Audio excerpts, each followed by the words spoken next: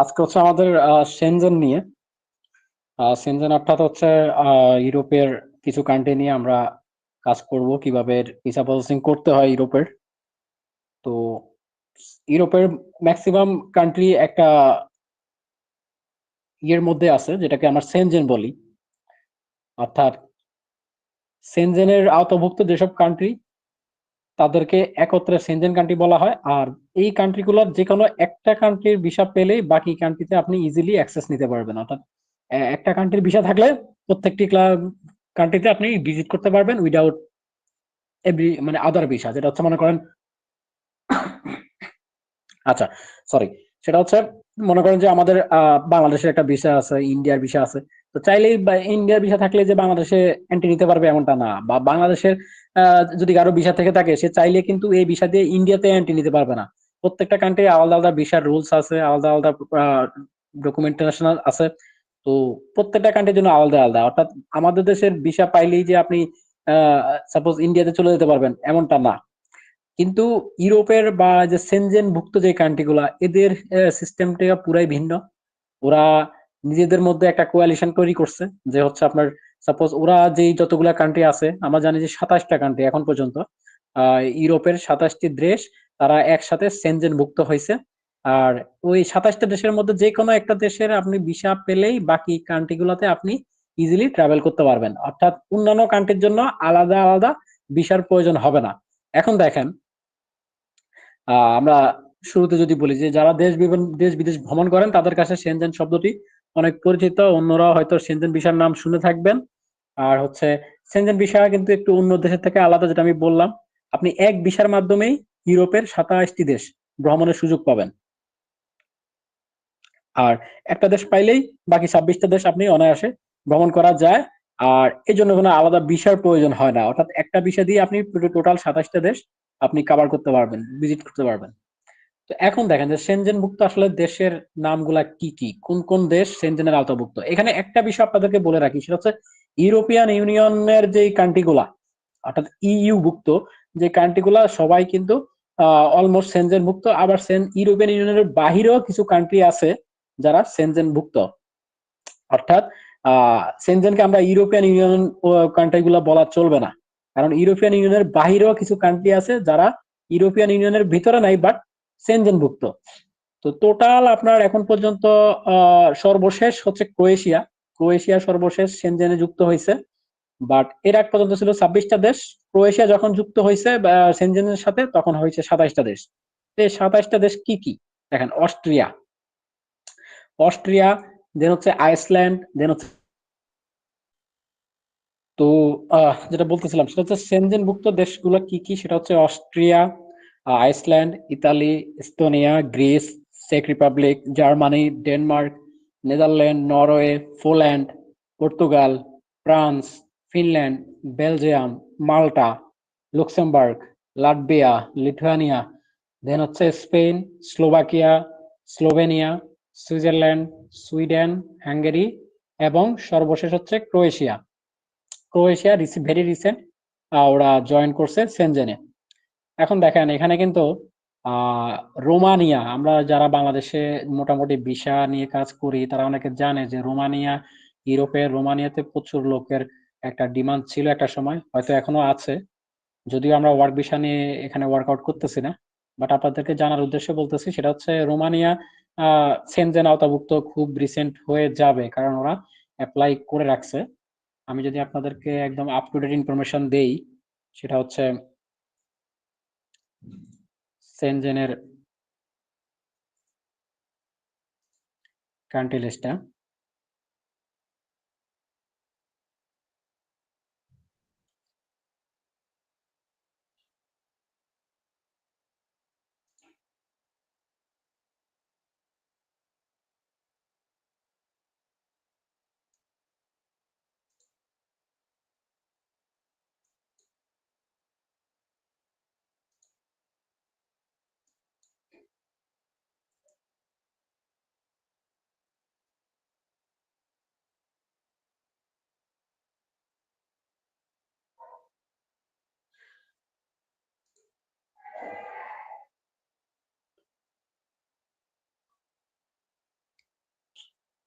দেখেন, এখন ক্রোয়েশিয়া হচ্ছে লাস্ট কান্ট্রি জয়েন করছে সেনজেনে। এখনো 4টা কান্ট্রি যারা মোটামুটি প্রসিডিউর পর্যায়ে আছে, তারা হয়তো টুডে টুমোরো সেনজেন আওতাভুক্ত হবে। বাট এটা এখন আমরা শিগগিরই বলতে পারতেছি না। সেই 4টা কান্ট্রি হচ্ছে বুলগেরিয়া, দেন হচ্ছে রোমানিয়া, দেন হচ্ছে সাইপ্রাস, দেন হচ্ছে মন্টেনিগ্রো। এই 4টা হচ্ছে ওরা মোটামুটি অ্যাপ্লাই করে রাখছে, এরা হয়তো টুডে টুমোরো সেনজেন আওতাভুক্ত হবে, বাট এখন পর্যন্ত তারা সেনজেন আওতাভুক্ত না। যেহেতু ক্রোয়েশিয়া হয়ে গেছে, হয়তো এগুলো টুডে টুমোরো হয়ে যাবে। আর সাইপ্রাসের বিষয়টা আপনাদেরকে একটু ধারণা দেই, যেহেতু অনেকে সাইপ্রাস যদিও সেনজেন ভুক্ত না, কিন্তু বাংলাদেশের সাইপ্রাসে অনেক লোকজন যাচ্ছে। তো সাইপ্রাস নিয়ে একটু ব্রিফ দেই। সেটা হচ্ছে সাইপ্রাস একটা বলতে গেলে একটা দ্বীপ রাষ্ট্রই বলা চলে। বাট এখানে কিন্তু একটা বিশাল একটা ফ্যাক্ট আছে, যেটা অনেকে আমরা বাংলাদেশ থেকে জানি না। সাইপ্রাস হচ্ছে মূলত আহ 4টা এরিয়া। এটা হচ্ছে উত্তর সাইপ্রাস, যেটাকে নর্থ সাইপ্রাস বলি, দেন হচ্ছে সাউথ সাইপ্রাস, দেন ইস্ট সাইপ্রাস, ওয়েস্ট সাইপ্রাস। এই ধরনের 4টা ল্যান্ড, 4টা কান্ট্রি ওদের টেক ওভার করে রাখছে। বাট ম্যাক্সিমামই ল্যান্ড হচ্ছে নর্থ সাইপ্রাস এবং হচ্ছে সাউথ সাইপ্রাস, অর্থাৎ উত্তর সাইপ্রাস এবং দক্ষিণ সাইপ্রাস। এখন এই উত্তর সাইপ্রাস আর দক্ষিণ সাইপ্রাস, এই দুইটার মধ্যে পার্থক্য কি? দুইটার মধ্যে পার্থক্য হচ্ছে দুইটা, এই যে দেখেন, আহ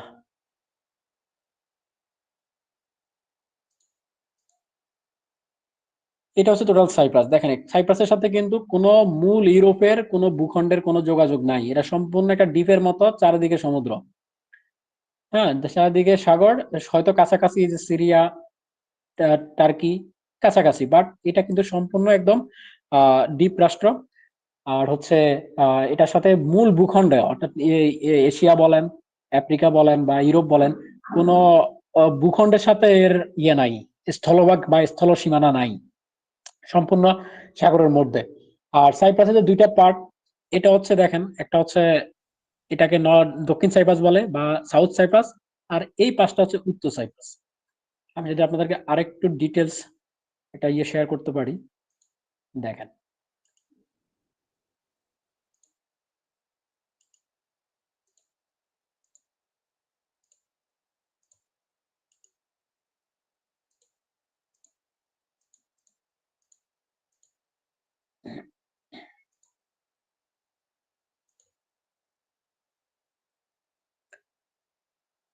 দেখেন, এটা হচ্ছে সাইপ্রাসের ম্যাপ।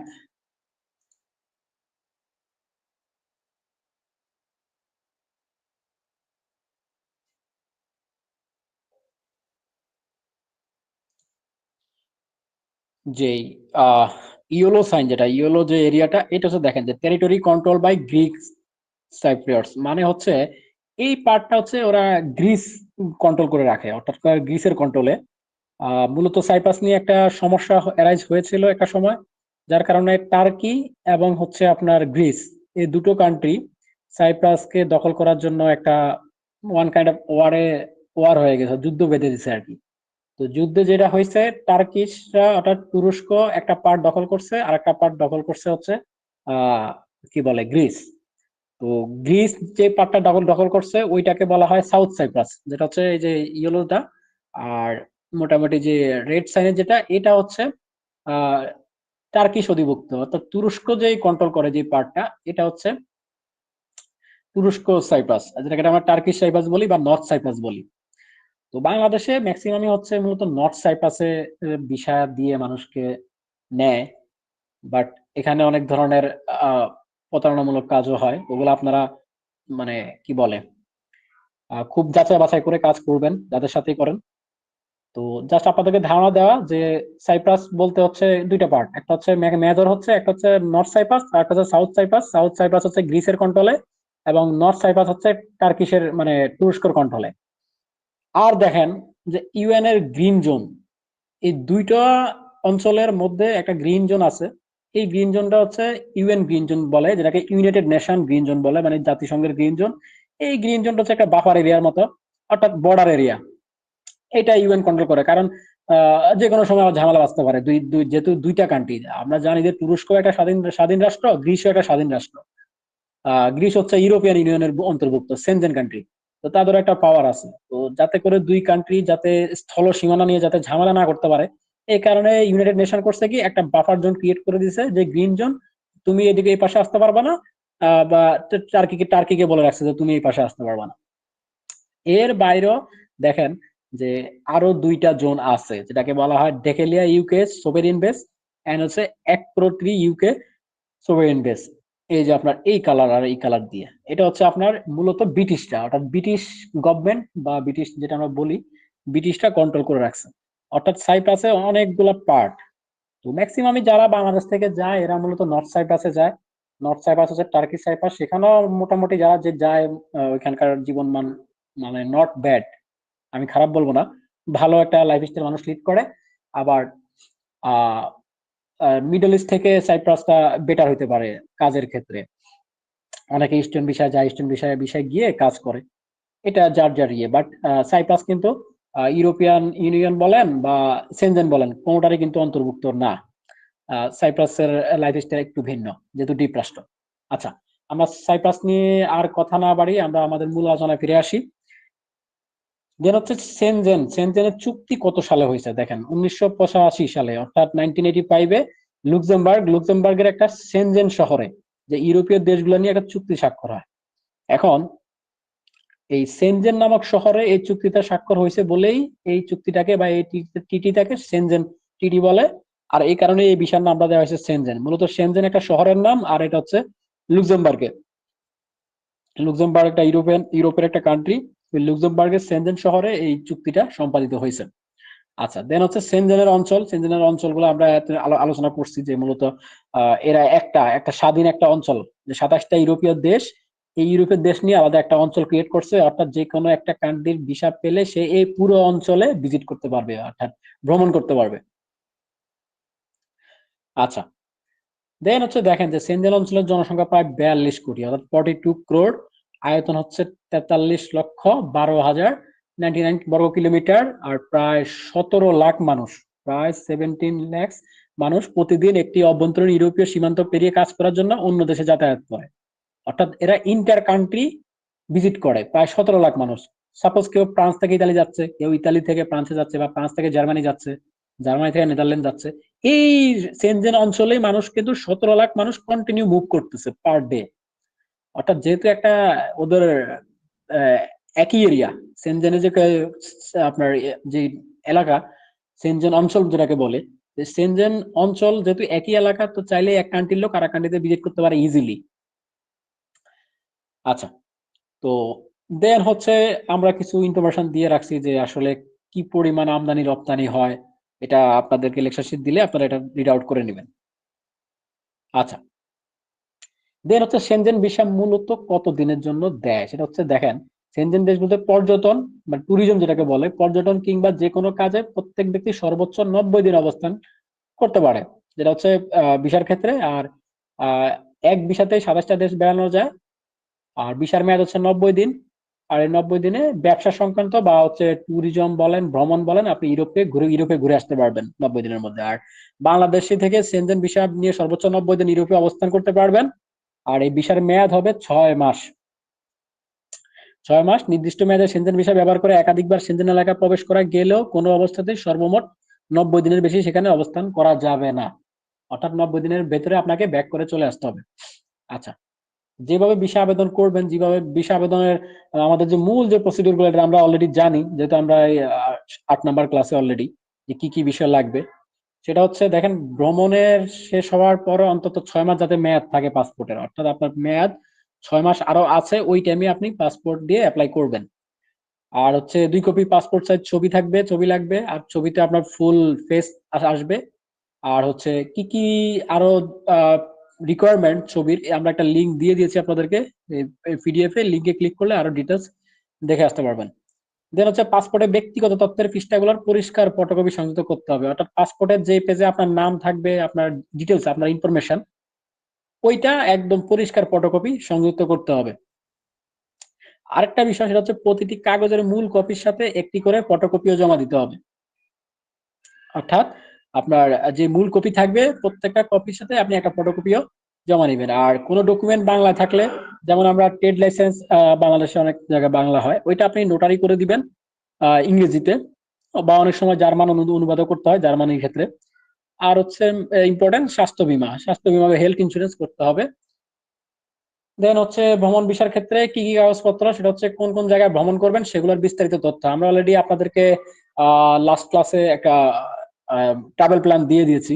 ওইটা হচ্ছে ট্রাভেল প্ল্যান, যে ওই একটা ডকুমেন্ট হবে যে আপনি কোন কোন ডেটে কোন কোন কান্ট্রি ভিজিট করবেন বা কোন কোন এরিয়াতে যাবেন, ওইটা একটা ট্রাভেল প্ল্যান দিতে হবে। আর বিগত 3 মাসের ব্যক্তিগত ব্যাংক হিসাব বিবরণ, অর্থাৎ লাস্ট 3 মাসের আপনার পার্সোনাল ব্যাংকের হিসাবটা আপনি দিবেন, ব্যাংক স্টেটমেন্ট যেটাকে বলি। আর হচ্ছে কোনো সময় আপনাকে হোটেল বুকিং কনফার্মেশনও দিতে হবে। আর হচ্ছে প্রযোজ্য ক্ষেত্রে ম্যারেজ সার্টিফিকেট, যারা স্পাউস নিয়ে যেতে চাচ্ছেন সেক্ষেত্রে তাদের ম্যারেজ সার্টিফিকেট দিতে হবে, বা ছেলে সন্তান গেলে যদি এনআইডি না থাকে বা তাকে বার্থ সার্টিফিকেট এবং সন্তান সন্ততির তথ্য দিবেন। আর বিজনেস ভিসার ক্ষেত্রে কি, বিজনেস ভিসার ক্ষেত্রে হচ্ছে বাংলাদেশের যে প্রতিষ্ঠান বা কোম্পানির পক্ষ থেকে ভ্রমণে যাচ্ছেন সেই প্রতিষ্ঠানের তরফে ভ্রমণের প্রয়োজনীয়তা ব্যাখ্যা করে লিখা সিডি জমা দিতে হবে, অর্থাৎ যেটাকে এক কথা এনওসি বলে, এনওসি ফরম্যাট। আর হচ্ছে কোম্পানির পাঠানো আমন্ত্রণ পত্রের মূল কপি, অর্থাৎ আপনি যেহেতু বিজনেস ভিসা যাচ্ছেন অবশ্যই কোনো বিজনেস ডিল করতে যাবেন, তো বিজনেস ডিল করতে হলে অবশ্যই আপনাকে ওই যে দেশের বিজনেসম্যানের সাথে মিট করবে যাবেন বা যে কোম্পানির সাথে ডিলিংসে যাবেন, তো সেই কোম্পানি অবশ্যই আপনাকে একটা ইনভিটেশন লেটার পাঠাবে যে আপনি ওই কান্ট্রিতে ভিজিট করতে যাচ্ছেন। তো ওই ইনভিটেশন লেটারটা আপনি আহ ইয়ে করবেন, ফটোকপি বা মূল কপি আপনি সাথে করে রাখবেন। দেন হচ্ছে ট্রেড লাইসেন্স এবং কোম্পানির বিগত 3 মাসের ব্যাংক হিসাব বিবরণী, অর্থাৎ যেহেতু আপনি বিজনেস ভিসা যাচ্ছেন সেক্ষেত্রে আপনার বিজনেস আছে, তো ওই যে কোম্পানি ওপেন করছেন ওই কোম্পানির ট্রেড লাইসেন্স থাকবে। আর হচ্ছে কোম্পানির যে বিজনেস অ্যাকাউন্ট, অর্থাৎ কারেন্ট অ্যাকাউন্ট, যেটা ওই কারেন্ট অ্যাকাউন্টের আপনার 3 মাসের সর্বশেষ 3 মাসের ব্যাংক স্টেটমেন্টটা সাথে নিতে হবে। দেন হচ্ছে কোম্পানির সার্টিফিকেট অফ ইনকর্পোরেশন, অর্থাৎ যাদের কোম্পানি আছে, অর্থাৎ শুধু ট্রেড লাইসেন্স না, ট্রেড লাইসেন্স হচ্ছে প্রোপ্রাইটারশিপ। আর যারা আরজেএসসি থেকে কোম্পানি ফরমেশন করছে, অর্থাৎ একটা কোম্পানি ইনকর্পোরেশন সার্টিফিকেট আছে, তো তাদের ক্ষেত্রে ট্রেড লাইসেন্স তো দিতেই হবে, প্লাস হচ্ছে ইনকর্পোরেশন সার্টিফিকেট এবং আর্টিকেল অফ মেমোরেন্ডাম, ওইটা আমরা অলরেডি আপনাদেরকে হয়তো দেখিয়ে দিয়েছি, দেখলে বুঝবেন। দেন হচ্ছে বাংলাদেশ এবং বাংলাদেশের বাইরে লেনদেনের তথ্য, এটা হচ্ছে যাদের প্রযোজ্য তাদের জন্য, বাট আপনাদের অনেকাংশে লাগবে না। তো এই বিষয়গুলা হচ্ছে আপনার মেনটেন করতে হবে বিজনেস ভিসার জন্য। আর যদি কারোর সাথে দেখা করতে চান, জাস্ট ইনভিটেশন নিয়ে, যে কারোর সাথে আপনি কোনো রিলেটিভ আছে, রিলেটিভের সাথে দেখা করতে যাবেন, তো সেক্ষেত্রে কি কি জিনিস লাগবে এখানে আমরা অ্যাজ লাইক ইজ লিখে দিয়েছি। তো এই হচ্ছে বিষয়। আর হচ্ছে সেনজেন ভিসা ইস্যু হতে সাধারণত 7 কর্মদিবস লাগে। আবার অনেকাংশে যদি আপনার ইভালুয়েট করে এম্বাসি, সেক্ষেত্রে 3 থেকে 4 সপ্তাহ পর্যন্ত লেগে যায়, বাট এটা ম্যাক্সিমাম 6 সপ্তাহ, অর্থাৎ 1.5 মাসের ভিতরে আপনারা একটা রেজাল্ট পাবেন। আর প্রতিটা ভিসার জন্য সাক্ষাৎকারের পরপরই অ্যাডমিনিস্ট্রেশন ফি জমা দিতে হয়। আর ভিসা ইস্যু হওয়ার পর পাসপোর্ট সংগ্রহের সময় ভিসার তথ্যগুলো দেখে নিতে হবে। যারা বাংলাদেশের কোনো ব্যক্তির কাছে আমন্ত্রণ পত্র পাঠাতে চান, তারা ভিসা আবেদনকারীর কাছে আমন্ত্রণ পত্র পাঠিয়ে দিন এবং ভ্রমণকারীর ভিসা আবেদনের সঙ্গে আপনার পাঠানো আমন্ত্রণ পত্র দূতাবাসে জমা দিতে হবে, অর্থাৎ ইনভিটেশন লেটার দূতাবাসে আপনারা জমা দিবেন। আর সাক্ষাৎকারের প্রশ্ন সম্পর্ক লিখলে কি হয়, অর্থাৎ কি কি কোশ্চেন করতে পারে আপনাদেরকে এমবাসি যখন ফেস করবেন। তো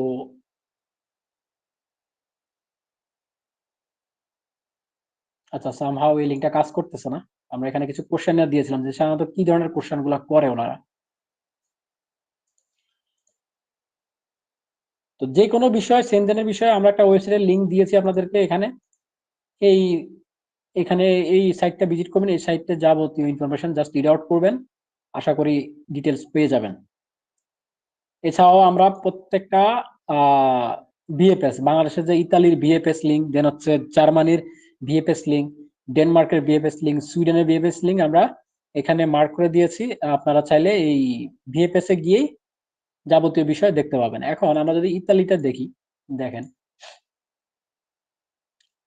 আমাদের মূল প্রবলেম হচ্ছে আসলে আমরা ভিজিট ব্রাউজ করি কম ইন্টারনেট। যেহেতু ভিসা প্রসেসিং আপনারা শিখতেছেন, আপনাদেরকে মাথায় রাখতে হবে অলওয়েজ ইন্টারনেট ব্রাউজিং করবেন, যে কোনো বিষয় জানার জন্য নেটে সার্চ দিবেন, নেটে সার্চ দিয়ে আপ টু ডেট ইনফরমেশন পাবেন। এখন দেখেন যে আমি বাংলাদেশের বিএফএস এর সাইটে গেলাম, এখন দেখেন আমি ইতালির বিএফএস আসছি, এখন কি করতে হবে দেখেন। আমি যদি ভিসা টাইপ করি, ভিসা টাইপ কি ভিসা আমি দেখব। দেখেন ইতালি কি কি ভিসা দেয়: tourism, business, family reunion, citizen family member EU, seaman, medical, reentry, sports, skill worker, study, labour autonomous, religious, work. এই ওয়ার্ক ভিসা হচ্ছে যে আপনার ইতালি নিউ আসতে আসে, ওয়ার্ক ভিসা যারা বর্তমানে মানুষ তো বেশি ওয়ার্ক ভিসায় যাচ্ছে ইতালিতে, তো ওরা এই ওয়ার্ক ভিসার জন্য অ্যাপ্লাই করে। তো এই দেখেন সকল বিষয় আছে। এখন দেখেন যে ট্যুরিজম, সাপোজ ট্যুরিজম ভিসার জন্য কি কি রিকোয়ারমেন্ট দেখেন চলে আসছে। যে ট্যুরিজমের জন্য ভিসা ফি কত, ভিসা ফি হচ্ছে বাংলাদেশি টাকায় ৯,২০০ টাকা ভিসা ফি, যেটা ইউরোতে হচ্ছে ৮০ ইউরো। আর বিএফএস গ্লোবাল সার্ভিস চার্জ, অর্থাৎ আপনি বিএফএস যেহেতু আপনার ফাইল প্রসেসিং করবে, এই ফাইল প্রসেসিং কি হচ্ছে আলাদা করে ৪,৩৭০ টাকা, যেটা ইউরোতে হচ্ছে ৩৮ ইউরো। আর ব্যাংক ড্রাফট চার্জ হচ্ছে ২৭০ টাকা। তো টোটাল একটা যোগ করবেন ৯,২০০, ৪,৩৭০ এবং ২৭০, টোটাল করলে এটা হচ্ছে আপনার মূলত ভিসা ফি। এই হচ্ছে আপনি এখানে জেনে গেলেন যে আর দেন হচ্ছে ডকুমেন্টস রিকোয়ার্ড, কি কি ডকুমেন্টস লাগবে দেখেন। Click here to download the checklist for tourist visa. যদি আমরা একটু এই চেকলিস্ট আপনাদেরকে দিয়ে দিব ড্রাইভে, তারপর আমরা তো এটা কিভাবে পাইছি আপনাদেরকে দেখিয়ে দেওয়া উচিত। যে দেখেন এই আমরা এখান থেকেই এই ট্যুর চেকলিস্টটা আপনি এখান থেকে পেয়ে যাবেন, যে ট্যুরিস্ট ভিসার জন্য কি কি জিনিস লাগে, যেটাকে সি টাইপ ভিসা বলা হয়। অর্থাৎ সেনজেনের সি টাইপ ভিসা, এটা হচ্ছে আপনার ট্যুরিস্ট ভিসা যেটাকে বলে। এই যে two recent and identical photos, দুই দুই ছবি, দুই কপি ছবি, এবং ফরম্যাটটা কি হবে 4x3.5 cm। দেন হচ্ছে ভ্যালিড পাসপোর্ট অরিজিনাল প্লাস এক copy of pages 2 and 3 only, মানে 2 নাম্বার এবং 3 নাম্বার পেজটা পাসপোর্টের লাগবে। দেন হচ্ছে এখানে আপনারা এগুলো পড়ে নেবেন, আমরা তো প্র্যাকটিক্যালি দেখিয়ে দিব যে কিভাবে অ্যাপ্লাই করতে হয়। এই চেক লিস্টটা আপনারা এখানে পেয়ে গেলেন। দেন হচ্ছে ফটো স্পেসিফিকেশন, যেটা বললাম 4x3.5 সেন্টিমিটার, এটা হচ্ছে ইতালির ভিসা অ্যাপ্লিকেশনের ফটো। দেন হচ্ছে ডাউনলোড ফর্ম, এখানে দেখেন শর্ট টার্ম ভিসা, যে সি টাইপ ভিসা যেটাকে বলা হয়, যে 90 দিনের ভিসা, এটা আপনারা এখানটায় ডাউনলোড করে নিতে পারবেন। এখন আসেন যে আপনার ইতালির ভিসা আপনারা অ্যাপ্লাই করবেন। এখন যেহেতু ভিএফএস, তো ভিএফএস এর অথরাইজড কিছু আছে, যেমন আপনার এই যে ইতালির যে ভিসার অথরাইজড ট্রান্সলেশন সেন্টার কারা, অর্থাৎ ইতালির ভিসার অনুবাদ কারা করে।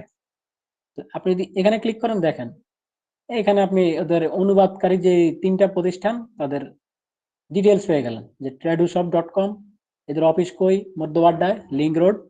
দেন হচ্ছে এক্সচেঞ্জ লিমিটেড, এদের অফিস হচ্ছে নর্থ বাড্ডা, উত্তর বাড্ডায় প্রগতি সরণি, অ্যাড্রেস সহ নাম্বার সহ দিয়ে দেওয়া আছে। অর্থাৎ আপনি যদি কোনো ফাইল নোটারি করতে চান, সেক্ষেত্রে এরা হচ্ছে অথরাইজ, যেহেতু ওদের সাইটে এদের না ডিটেলস দেওয়া আছে, আপনি এদের থেকে সার্ভিস নিতে পারেন। দেন হচ্ছে হেলথ ইন্স্যুরেন্স কোম্পানি, আপনারা অনেক কারা কারা হেলথ ইন্স্যুরেন্স করে আপনার ইতালির, দেখেন ওদের সাইটে লিস্ট দেওয়া আছে, যে name of the insurance company: Asia Pacific General Insurance Company Limited, Bangladesh General Insurance Company limited.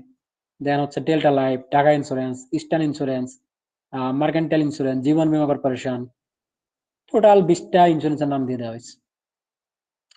তো এই জিনিসগুলো আপনারা করতে পারবেন। দেন হচ্ছে ট্র্যাক করতে পারবেন। অনেকে আমরা জানি না যে ভিসা কিভাবে ট্র্যাক করতে হয়, যে আপনাকে কেউ বললো যে আপনার ভিসা আসছে ইতালির, এটা আপনি কিভাবে চেক করবেন, অনলাইনে চেক করবেন কিভাবে, অনেকে এটা জানেই না যে অনলাইনে চেক করা যায় যে আদৌ এটা রিয়েল ভিসা কিনা। দেখেন যে ট্র্যাক ইউর অ্যাপ্লিকেশন, অর্থাৎ আপনার যে ভিসা অ্যাপ্লাই করছেন, আপনাকে শুধু সাথে সাথে ভিসা দিবে না, ওইটা কি প্রসিডিউর পর্যায়ে আছে ভিসার, আপনি ভিসার একটা রেফারেন্স নাম্বার থাকবে, দেন হচ্ছে আপনার লাস্ট নেম দিবেন, লাস্ট নেম দিয়ে চেক করলে এখানে দেখিয়ে দিবে যে ওইটার অবস্থানটা কি, বর্তমান কন্ডিশনটা কি, কি স্ট্যাটাস ভিসার।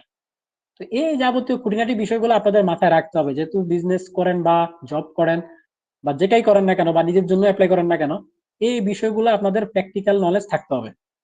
আচ্ছা, আমি আজকে আর থিওরিটিক্যাল বাড়াবো না, অলরেডি 10টা বেজে গেছে। তো আমরা আজকে প্র্যাকটিক্যালে চলে যাব। যে আমাদের সজীব সাহেব মেবি জয়েন করছে, আই হোপ।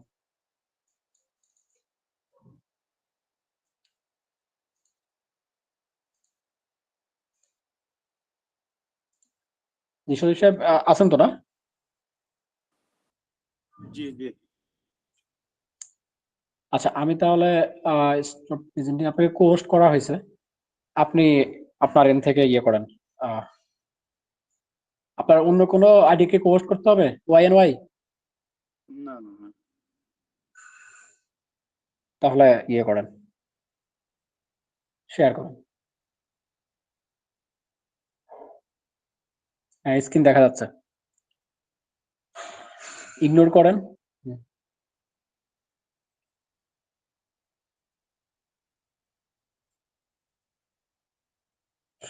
আচ্ছা, তো আমরা আজকে হচ্ছে সেনজেনের তিনটা কান্ট্রি নিয়ে বেসিক্যালি ডিসকাস করব, যেটা হচ্ছে সুইডেন এম্বাসির থ্রুতে তিনটা এম্বাসি রিপ্রেজেন্টেটিভ, সুইডেন এম্বাসি, সেটা হচ্ছে সুইডেন, নেদারল্যান্ড, পোল্যান্ড। তো তিনটা সেম ডকুমেন্ট। আর এই সুইডেন এম্বাসিতে হচ্ছে ট্যুরিস্ট ভিসা বলেন, বিজনেস ভিসা বলেন, ইজিয়েস্ট, সাবমিশনও সহজ, আর হচ্ছে ভিসা রেশিও খুব ভালো। যারা মোটামুটি ফ্রিকোয়েন্ট ট্রাভেলার তাদের ভিসা পাওয়ার পসিবিলিটি বেশি। তো আমরা প্রথমে হচ্ছে ট্যুরিস্ট ভিসা চেক লিস্টটা দেখে নিই। সুইডেন, নেদারল্যান্ড, পোল্যান্ড তিনটা সেম। তো এখানে হচ্ছে চেক লিস্টটা আমরা কই থেকে পাবো সেটা এতক্ষণে দেখছেন, যে কোনো বিএফএস এর মানে সুইডেন বিএফএস এর লিংকে গেলেই আমরা সুইডেনের যে ভিসা ক্যাটাগরি, বাংলাদেশ থেকে যে ভিসা গুলো হয়, tourist, business, family visit, official যে বিজনেস পারপাস, বা হচ্ছে কোনো কনফারেন্সে যান, তো এই ভিসাগুলো শর্ট টার্ম, লং টার্ম ভিসাগুলো এম্বাসি ইস্যু করে থাকে। তো সেই ক্ষেত্রে আমরা ওই এম্বাসির ওয়েবসাইটে গিয়ে বিস্তারিত দেখতে পারবো। তো সেটা কিভাবে দেখে আমি একটু দেখাচ্ছি, যদি একটু আগে আপনারা দেখেছেন। কারণ হচ্ছে সব সময় তো আপনি কারোর উপর নির্ভরশীল হবেন এমন না।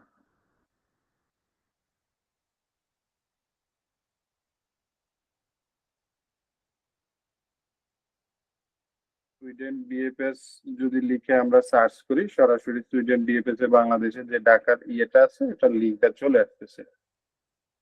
তো এখান থেকে গিয়ে কিভাবে পর্যায়ক্রমে আমরা যে কোনো রিকোয়ারমেন্ট বা হচ্ছে ভিসা ক্যাটাগরি, অ্যাপ্লিকেশন ফর্ম কিভাবে, দেখেন এটা হচ্ছে সুইডেন এম্বাসি বিএফএস এর অ্যাড্রেস।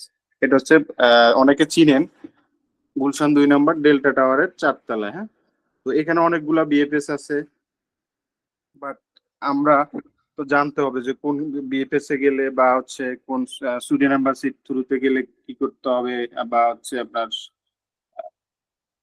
অন্যান্য যেমন বিএস, আপনার সেনজেনের এতক্ষণ আলোচনা হয়তো শুনছেন, সব এম্বাসি কিন্তু বিএফএস এর মাধ্যমে ডকুমেন্ট জমা নেয় না। কিছু কিছু এম্বাসি আছে ডিরেক্ট জমা নেয়। আর যেমন ফ্রান্স এম্বাসি হচ্ছে ডিরেক্ট অ্যাপয়েন্টমেন্ট নিয়ে জমা দিতে হয়। তো আমরা ওগুলো আরেকটা ক্লাস যেহেতু আছে সেনজেনের 2টা ক্লাস, ওই ক্লাসগুলো মানে ওই ক্লাসে হচ্ছে কোন এম্বাসিতে সরাসরি অ্যাপয়েন্টমেন্ট নিয়ে ফেস করতে হয় সেটা ডিসকাস করব। পাশাপাশি অনলাইনে কিভাবে ফর্ম ফিল আপ করে বা হচ্ছে অন্যান্য সাপোর্টিং ডকুমেন্ট রেডি করতে হয় ওগুলা দেখিয়ে দিব। তো এটা হচ্ছে সুইডেন এম্বাসির হচ্ছে বিএফএস এর মাধ্যমে জমা দিতে হয়। এখানে ইন্টারভিউর কোনো প্রয়োজন হয় না। বাট কোনো কারণে যদি এম্বাসির দরকার হয় আপনাকে ওভার দা ফোনে জিজ্ঞেস করবে কিছু কোশ্চেনারিজ। আদারওয়াইজ ওদের অ্যাপয়েন্টমেন্ট নেয় না। আর ডকুমেন্ট গুলো রেডি করে হচ্ছে আমরা সুইডেন এম্বাসির যে বিএফএস আছে ওই বিএফএস এ জমা দিই সাপোর্টিং ডকুমেন্ট। ওখানে গেলে হচ্ছে আমাদের ডকুমেন্ট যদি সব ঠিকঠাক থাকে জমা নিবে। জমা নিয়ে আমাদের বায়োমেট্রিক নিয়ে ডকুমেন্ট জমা দিবে। এরপরে হচ্ছে আমাদেরকে একটা আইসিআর কপি দিবে, যেটার দ্বারা আমরা ট্র্যাকিং করে দেখতে পারবো যে পাসপোর্টের স্ট্যাটাস কি আছে। তো এই হচ্ছে প্রসিডিউর। এখন দেখেন আমরা অ্যাপ্লাই ফর ভিসা, এই যে একটু আগে দেখাইলো যে ইতালির কিভাবে কোন ক্যাটাগরির ভিসা। তো যেগুলা বিএফএস এর থ্রুতে হয় সব বিএফএস এর লিংকে গিয়ে সার্চ করলে আমরা পেয়ে যাব।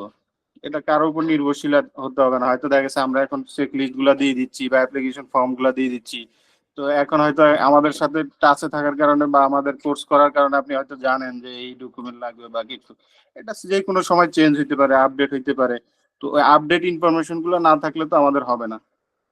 তো এখানে দেখেন tourist visa, business visa, family and friend, visiting family friend, official visa, তারপরে ফ্যামিলি মেম্বার, যাদের ফ্যামিলি ভিসার জন্য অ্যাপ্লাই করে, তারপর হচ্ছে এয়ারপোর্ট ট্রানজিট। তো এই ভিসাগুলো এখান থেকে ইস্যু হয়, মানে বিএফএস এর মাধ্যমে জমা দেই, সুইডেন এম্বাসি থেকে ইস্যু হয়। তো এরপর হচ্ছে ওভারভিউ দেওয়া আছে। মানে এখানে হচ্ছে আরেকটা জিনিস আমি বলি, সেনজেনের যে কোনো কান্ট্রিতে শর্ট টার্ম ভিসার জন্য অ্যাপ্লাই করলে 3 মাস মানে 3 মাসের ভিতরে করতে হবে, 3 মাসের ওভার। মানে আমি আজকে অ্যাপ্লাই করবো, ট্রাভেল প্ল্যান দেখাচ্ছি 4 মাস পর, ওইটা এইভাবে করা যাবে না। তো ম্যাক্সিমাম 3 মাসের ভিতরে ট্রাভেল প্ল্যান দেখাইতে হবে, যে আজকে থেকে 3 মাস পর আমি যাচ্ছি, এরকম ট্রাভেল প্ল্যান দেখাতে হবে। তো এটা হচ্ছে শর্ট টার্ম ভিসার জন্য। আর লং টার্ম ভিসার জন্য তো আমরা জানি, যেমন ইতালিতে অনেক সময় লাগে এখন, বা হচ্ছে ফ্যামিলি ভিসার জন্য অনেক সময় লাগে, সেটা ডিপেন্ড করে। আর ম্যাক্সিমাম সেনজেন কান্ট্রি হচ্ছে আমরা যেভাবে ট্রাভেল প্ল্যান দিই, ভিসা দেখ আর না দিক, এর ট্রাভেল প্ল্যানের আগে ভিসা, সরি, পাসপোর্ট রিটার্ন করে। এরপর হচ্ছে ভিসা ফি। ভিসা ফি সেনজেনের হচ্ছে ভিসা ফি পার অ্যাডাল্ট, অ্যাডাল্টের জন্য হচ্ছে মানে অ্যাডাল্ট কাউন্ট করে হচ্ছে 12 বছর প্লাস যাদের বয়স, তাদেরকে অ্যাডাল্ট হিসেবে কাউন্ট করে। তো তাদের জন্য 80 ইউরো। তো 80 ইউরো সমপরিমাণ ভিসা বাংলা বিডিটি যা থাকে কনভার্টেশন রেট, রেট অনুসারে আপনার এটা আসে, বা বিএফএস এর ইয়াতে দেওয়া থাকে, ওয়েবসাইটে দেওয়া থাকে। তো বেসিক্যালি হচ্ছে আমরা 80 ইউরো ভিসা ফি ধরে নিব। তো এটা হয়তো দেখা গেছে এখন 9200 আছে, কিছুদিন পর যদি আহ কমতে পারে বাড়তে পারে, সেটা ডিপেন্ড করে রেটের উপরে, ইউরো রেটের উপরে।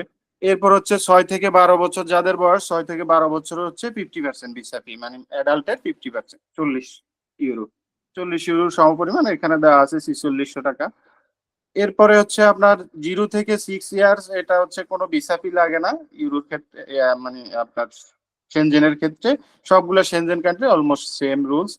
এরপর হচ্ছে এটা গেল ভিসা ফি। ভিসা ফি এখন আমরা বিএফএস এর থ্রুতে জমা দিই, বিএফএস এর একটা সার্ভিস চার্জ আছে, যেমন থাইল্যান্ডের একটা সার্ভিস চার্জ ছিল, তারপর হচ্ছে সিঙ্গাপুরের একটা মানে বিএফএস এর সার্ভিস চার্জ ছিল। তো অ্যাজ ইউজুয়াল সুইডেন, পোল্যান্ড, যেটাই বলি না কেন, নেদারল্যান্ড, এদেরও বা বিএফএস এর থ্রুতে যে ইউরোপের ভিসাগুলো আমরা জমা দিই, এদের একটা সার্ভিস চার্জ ওরা নেয়, সেটা ওয়েবসাইটে দেয়া থাকে।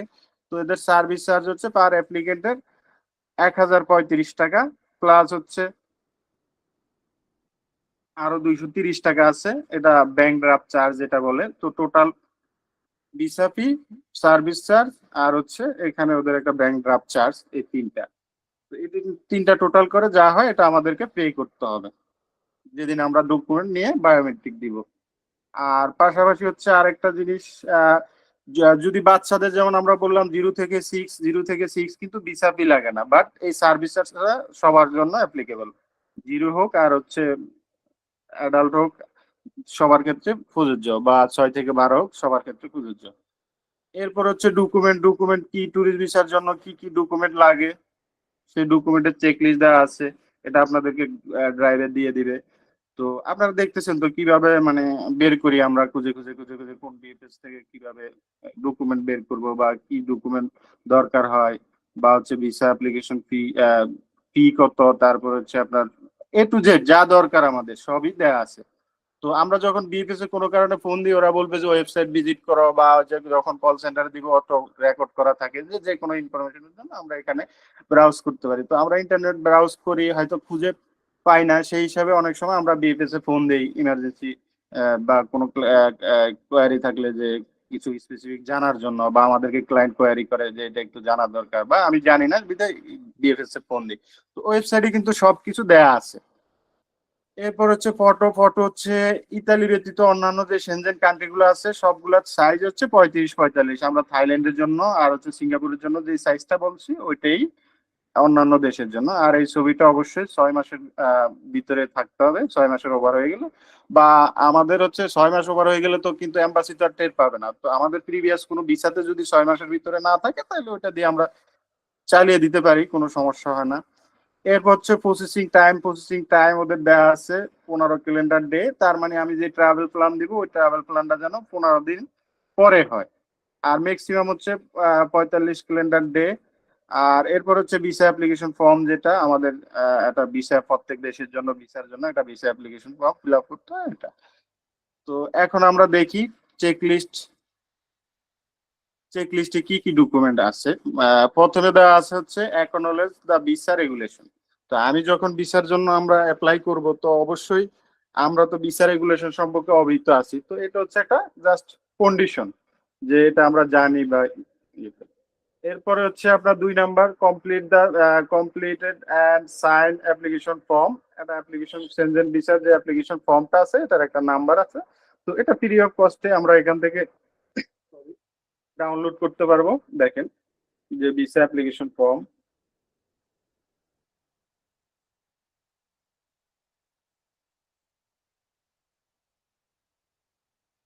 এই ফ্রিতে আমরা ডাউনলোড করে এটা ফিল আপ করবো। যে মানে প্রত্যেক অ্যাপ্লিকেন্টের জন্য এক একটা ফর্ম ফিল আপ করতে হবে। এখানে কি কি ইনফরমেশন দেওয়া আছে আমরা দেখিয়ে দিব যে কিভাবে ফিল আপ করতে হয়। আহ, এখানে হচ্ছে আপনার 2 নাম্বার গেল ভিসা অ্যাপ্লিকেশন ফর্ম। এটা ফর্মটা ফিল আপ আমরা হাতে লিখেও করতে পারি, বাট কম্পিউটার টাইপ করে করলে এটা সুন্দর হয়, দেখতে সুন্দর, প্রিন্ট দিলে সুন্দর। তো সেই হিসাবে আর হাতে লিখতে গেলে হয়তো আমাদের অনেক সময় হ্যান্ড রিটেন ভালো, রাইটিং ভালো না হওয়ার কারণে দেখতে গিঞ্জি মিঞ্জি মনে হয়। তো এটা হচ্ছে আমরা হাতে লেখাটা অ্যাভয়েড করব। আর পাশাপাশি যেভাবেই ফিল আপ করি না কেন, এখানে হচ্ছে প্লেস প্লেস হচ্ছে ঢাকা, অ্যান্ড ডেট ডেট যে ডেটে আমরা সাবমিশন করছি ওই ডেট। আর এখানে হচ্ছে আমাদের প্রত্যেকের মানে অ্যাজ পার পাসপোর্ট সিগনেচার দিতে হয়। এটা গেল অ্যাপ্লিকেশন ফর্ম। এরপর হচ্ছে 3 number, passport with at least 2 blank page. এটা অলরেডি আপনাদের সাথে ডিসকাস হয়ে গেছে যে পাসপোর্টের কন্ডিশন মানে 3 মাসের মিনিমাম ভ্যালিডিটি থাকতে হবে, যে সেনজেন থেকে যে সময় আশা দেখাচ্ছি ওইভাবে।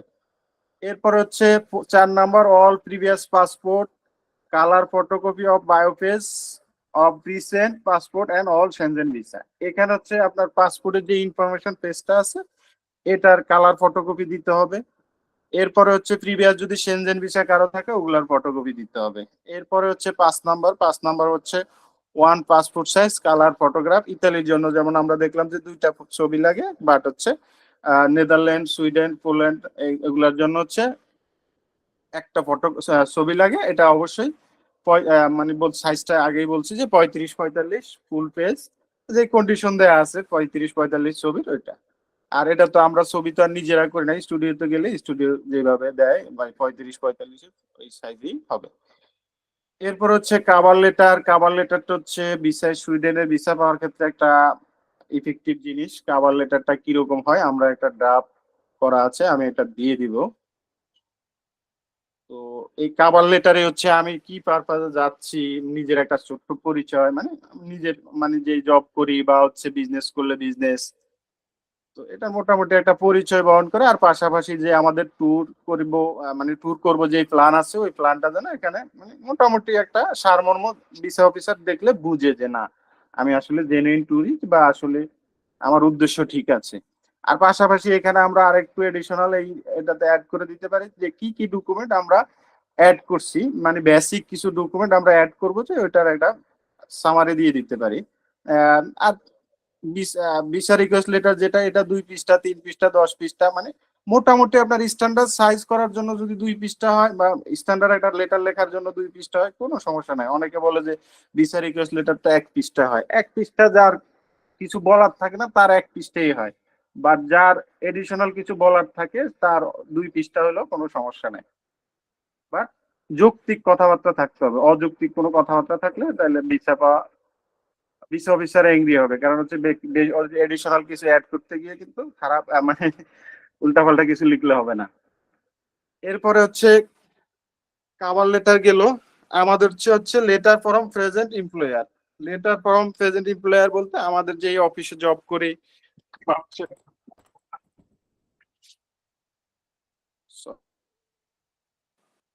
সরি, আমরা যে অফিসে জব করি ওই যে অফিসের থেকে একটা লিভ লেটার দেয় আমাদেরকে। আর হচ্ছে ওনার্স হলে ওনার্স এর জন্য তো হচ্ছে আপনার যে লিমিটেড কোম্পানি হলে পার্টনারশিপের ইয়ে থাকে, মেমোরেন্ডামে নাম থাকে বা 10-12 কোথাও নাম থাকবে। এরপর হচ্ছে আপনার মানে আমাদের অফিস থেকে যে লিভ লেটারটা যায় যাদের এমপ্লয়ি আমরা জব করি তার প্রাইভেট সার্ভিস তাদের ওইটা। এরপর হচ্ছে ট্রাভেল হেলথ ইন্স্যুরেন্স। ইন্স্যুরেন্সটা নিয়ে সবাই একটু বিভ্রান্তি যে 300 ইউরো 30,000 30,000 ইউরো কাভার করে, তো এরকম ইন্স্যুরেন্স, তো এরকম ইন্স্যুরেন্স করতে আদৌ তো বেশি টাকা যায় না। আর ইন্স্যুরেন্সটা ডিপেন্ড করে হচ্ছে আমাদের এজ এবং ডিউরেশনের উপর। তো এনলিস্টেড অনেকগুলো ইন্স্যুরেন্সের নাম দেয়া আছে এখানে।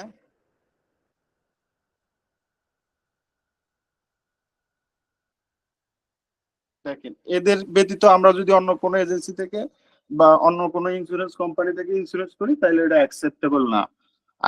মানে আমরা ডকুমেন্ট নিয়ে গেলে ডকুমেন্ট সহকারে ফেরত আসতে হবে। তো অবশ্যই আমরা যখন করব কারোর জন্য বা নিজের জন্য অবশ্যই দেখবো যে এই 20টা যে লিস্ট আছে লাস্ট আপডেট, তো এই 20টা এজেন্সির ভিতর থেকে মানে ইন্স্যুরেন্স কোম্পানি থেকে যেন আমাদের ইন্স্যুরেন্সটা হয়। এরপর হচ্ছে proof of financial means in the country of resident. এটা হচ্ছে যে আমি যে বাংলাদেশে আছি এখন এবং একটা জব করি যেখান থেকে আমার আর্নিংটা হয়, লাইক আমাদের কি হয় যারা প্রাইভেট সার্ভিস করি তাদের হয়তো স্যালারি যদি অ্যাকাউন্টে দেয় তাহলে অ্যাকাউন্টে স্যালারি ব্যাংক স্টেটমেন্ট, মানে এটা আমার ইনকাম সোর্স বোঝানোর জন্য এই ডকুমেন্ট গুলো দিতে হয়। মানে এখানে কিন্তু পার্সোনাল ব্যাংক স্টেটমেন্ট, তো এখন পার্সোনাল ব্যাংক স্টেটমেন্ট আর যদি আমার স্যালারি ব্যাংক স্টেটমেন্ট দুইটা সেম হয় তাহলে একটা দিয়ে কভার করবে। তো আর যদি ইন্ডিভিজুয়াল হয় ইন্ডিভিজুয়াল, আর আমরা যখন অফিস থেকে জব করি তখন তো অফিস থেকে যদি স্যালারি ক্যাশে দেয় তাহলে স্যালারি একটা পে স্লিপ দিবে বা স্যালারি সার্টিফিকেট দিবে, যার ক্ষেত্রে যেটা প্রযোজ্য হয়। এগুলো তো আমরা প্রিভিয়াস ক্লাসগুলোতে মানে এগুলো নিয়ে বিস্তারিত আলোচনা হয়েছে, আশা করি সবাই জানেন। এরপর হচ্ছে ক্রেডিট কার্ড স্টেটমেন্ট। আমরা ভিসা অ্যাপ্লিকেশন ফর্মে কিন্তু দিচ্ছি যে আমরা ক্রেডিট কার্ডে খরচ করতেছি বা কিছু, ভিসা অ্যাপ্লিকেশনে যে কস্ট কাভারিংটা কিভাবে করতেছি সেটার একটা সামারি আমরা দিব, যে ক্যাশ নিয়ে যাচ্ছি বা ক্রেডিট কার্ড বা প্রিপেড অ্যাকোমোডেশন মানে কি কিভাবে খরচ করতেছি। তো এটা তো ক্রেডিট কার্ডের স্টেটমেন্ট যাদের আছে, যেমন কারো যদি ক্রেডিট কার্ডে 10 লাখ টাকা বা 5 লাখ টাকা লিমিট থাকে, ক্রেডিট লিমিট, তো এটা ইফেক্টিভ। আপনার 10 লাখ টাকা খরচ করার অ্যাবিলিটি আছে, ব্যাংক আপনাকে ওই ইয়ে দিছে, তো সেক্ষেত্রে আপনার ক্রেডিট কার্ডের স্টেটমেন্ট দিতে পারেন। এটা ভালো জিনিস যদি কারো ক্রেডিট কার্ড থাকে, যদি আমি ব্যক্তিগতভাবে ক্রেডিট কার্ডে নিরুৎসাহিত করি। এরপর হচ্ছে আমাদের আইটিনারি। আইটিনারিটা কিরকম হয়, আইটিনারি তারপর হচ্ছে আমাদের আইটিনারিটার সাথে পরিচিত আমরা অবশ্যই। আইটিনারি তারপর হচ্ছে আমাদের ইন্স্যুরেন্স, কিছু জিনিসের সাথে মিল থাকতে হয়, আদারওয়াইজ এম্বাসি বা বিএফএসে গেলে আমাদের ডকুমেন্ট চেক করে ওরা রিটার্ন করে দেয়। তো আইটিনারিতে আমরা যেটা দিচ্ছি সেটার সাথে অবশ্যই আমাদের যে ট্রাভেল প্ল্যান দিচ্ছে ওটার মিল থাকতে হবে, বা অফিস থেকে ছুটি নিচ্ছে ওগুলোর সাথে মিল থাকতে হবে। দেখেন আমি দেখাচ্ছি হচ্ছে এখানে 15 তারিখ যাচ্ছি আর 21 তারিখে এপ্রিলে ব্যাক করতেছি। আর ইন্স্যুরেন্সটাও মিনিমাম 14 দিনের হয়, সেই হিসাবে ইন্স্যুরেন্সটাও আমরা দেখাচ্ছি। ইন্স্যুরেন্স আমরা যখন করব তখন ওই যে ট্রাভেল প্ল্যান যেটা দিব ওই ট্রাভেল প্ল্যান অনুসারে ইন্স্যুরেন্সটা করব। যে 15 তারিখে যাচ্ছি আর হচ্ছে 28 তারিখ, মানে হচ্ছে 14 দিন কভার করে ব্যাক করতেছি। এরপর হচ্ছে হোটেল বুকিং। হোটেল বুকিংটা দেখেন আমরা কেন হোটেল বুকিংটা আর আইটিআর সাথে মিল থাকতে হবে। আমি দেখেন বাংলাদেশ থেকে ডিপার্চার করছি হচ্ছে 15 এপ্রিল রাত 1টায়, মানে হচ্ছে আমরা 12টার পরে তো 15 তারিখ হয়ে যায়, তো সেই ক্ষেত্রে আপনার গিয়ে পৌঁছাচ্ছি হচ্ছে আমি 15 তারিখ 1টা 45। তো আমার চেক আউট করতে ওখানে ইমিগ্রেশন ক্লিয়ারেন্স পাইতে কিছু সময় লাগে, আমরা সবাই জানি যারা ট্রাভেল করছি বা করি নাই, সবাই মোটামুটি এটা সম্পর্কে ধারণা আছে যে মোটামুটি আমার ব্যাগেজ ট্যাগেজ কালেক্ট করতে আরো 2 ঘন্টা সময় লাগে। তো সেই ক্ষেত্রে আমরা হোটেলের চেক ইনটা দিয়ে দিছি 15 তারিখ। এরপর হচ্ছে আমরা রিটার্ন করতেছি হচ্ছে 21 তারিখ। তো 21 তারিখ দুপুরে আমরা চেক আউট করে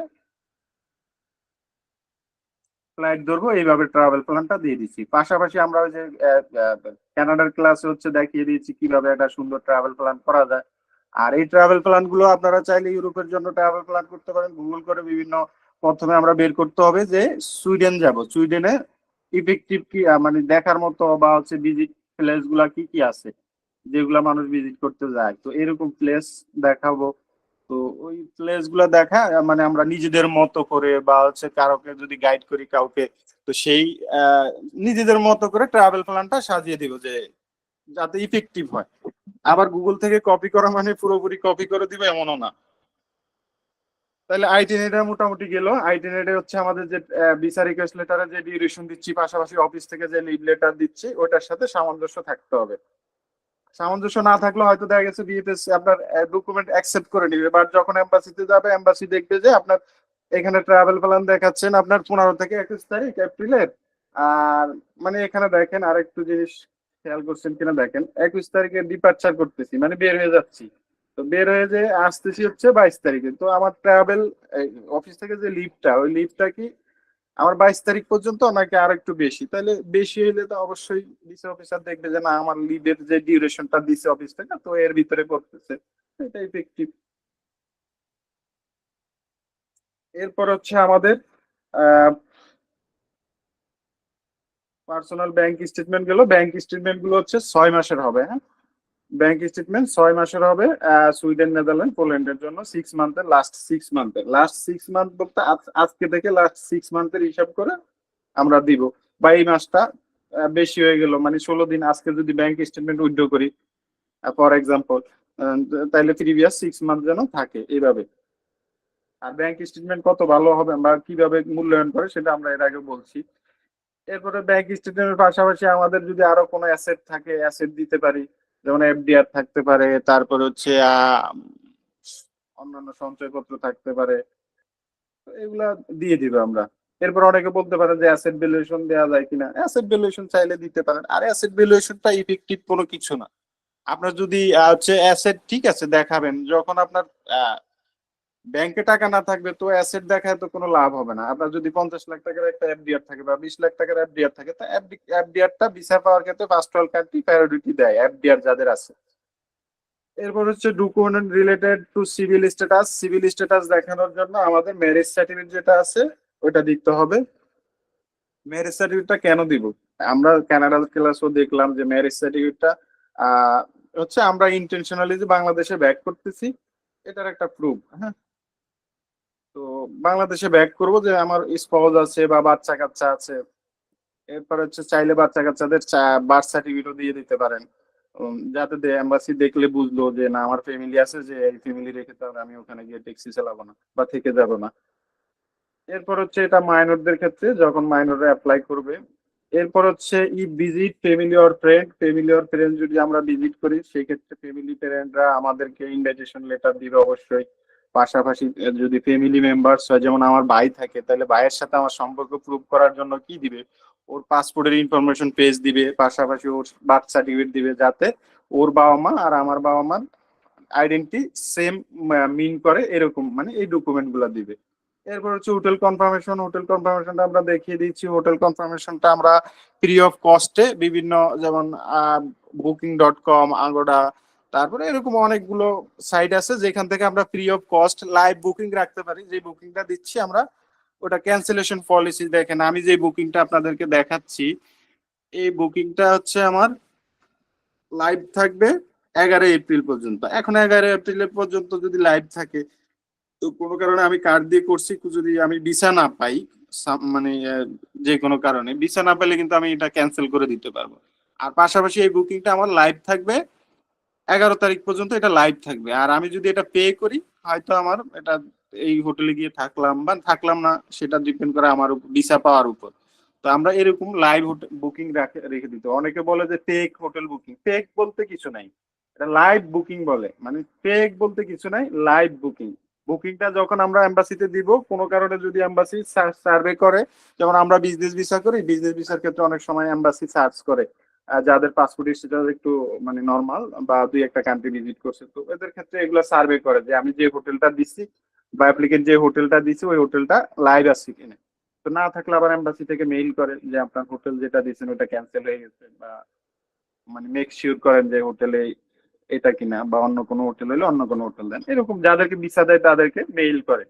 আর আপনাদের আমাদের যদি নর্মাল যারা আছে তাদের যদি ভিসা না দেয়, তখন ওখানে বলে দিবে যে আপনি একটা হোটেল দিচ্ছেন, ওই হোটেল মানে অ্যাকোমোডেশন দেখাইছেন যে এখানে গিয়ে থাকতেছেন, ওটা ফেক।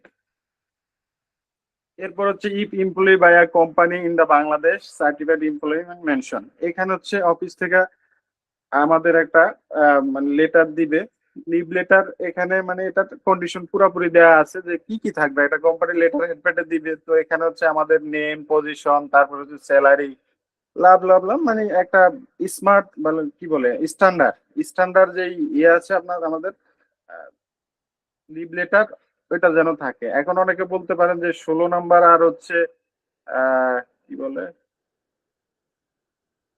আমি একটু দেখে যাচ্ছি, 16 আর 7-এর ভিতরে তফাৎ কি? 16 আর 7-এর ভিতরে তফাৎ নাই, দুইটা সেম ডকুমেন্টই কভার করে। বাট হচ্ছে কিছু কিছু সময় আপনার হচ্ছে যখন কোম্পানির থ্রুতে আমরা খরচ বিয়ার করি তখন দুইটা লেটার, একটা হচ্ছে কোম্পানি আমাদেরকে এনওসি লিখে দিচ্ছে, আর একটা হচ্ছে আমাদেরকে এনওসি দিচ্ছে। খরচ বিয়ার করবে ওই মর্মে একটা সার্টিফিকেট দিচ্ছে, আর একটা এনওসি দিচ্ছে, এই। আর ইফ সেলফ এমপ্লয় হলে তো আমরা জানি আমাদের ট্রেড লাইসেন্স থাকে, ট্রেড লাইসেন্স, তারপর হচ্ছে আপনার লিমিটেড কোম্পানি হলে মেমোরেন্ডাম বা হচ্ছে আর্টিকেল সরি 10-12 এগুলো। এরপর হচ্ছে tin certificate, company bank statement last 6 month, এটা হচ্ছে প্রফেশন প্রুফ এবং হচ্ছে ইনকাম সোর্স কভার করার জন্য এটা। আর স্টুডেন্ট হলে স্টুডেন্টের জন্য কি লাগে সেটা আমরা জানি, যদি স্কুল চলাকালীন যায় সে তাহলে লিভ লেটার লাগবে। এরপর হচ্ছে স্কুলের ভ্যালিড আইডি কার্ডের ফটোকপি লাগবে বোথ সাইডে। এরপর হচ্ছে ইফ ট্রাভেলিং উইথ স্পাউসের সাথে গেলে তো অবশ্যই ম্যারেজ সার্টিফিকেট লাগবে। আর এখানে দেখেন এটা ম্যারেজ সার্টিফিকেটটা এখানেও বলছে 19 নম্বরে, আর এখানেও কিন্তু আপনার 12 নম্বরেও বলছে। তো সেই ক্ষেত্রে আমরা যখন ম্যারিটাল স্ট্যাটাস দেখাবো ম্যারিড, সেই ক্ষেত্রে যদি স্পাউস ট্রাভেল নাও করে তো সেই ক্ষেত্রে আমরা ম্যারেজ সার্টিফিকেটটা অবশ্যই দেখাবো, এটা দেখানো ভালো।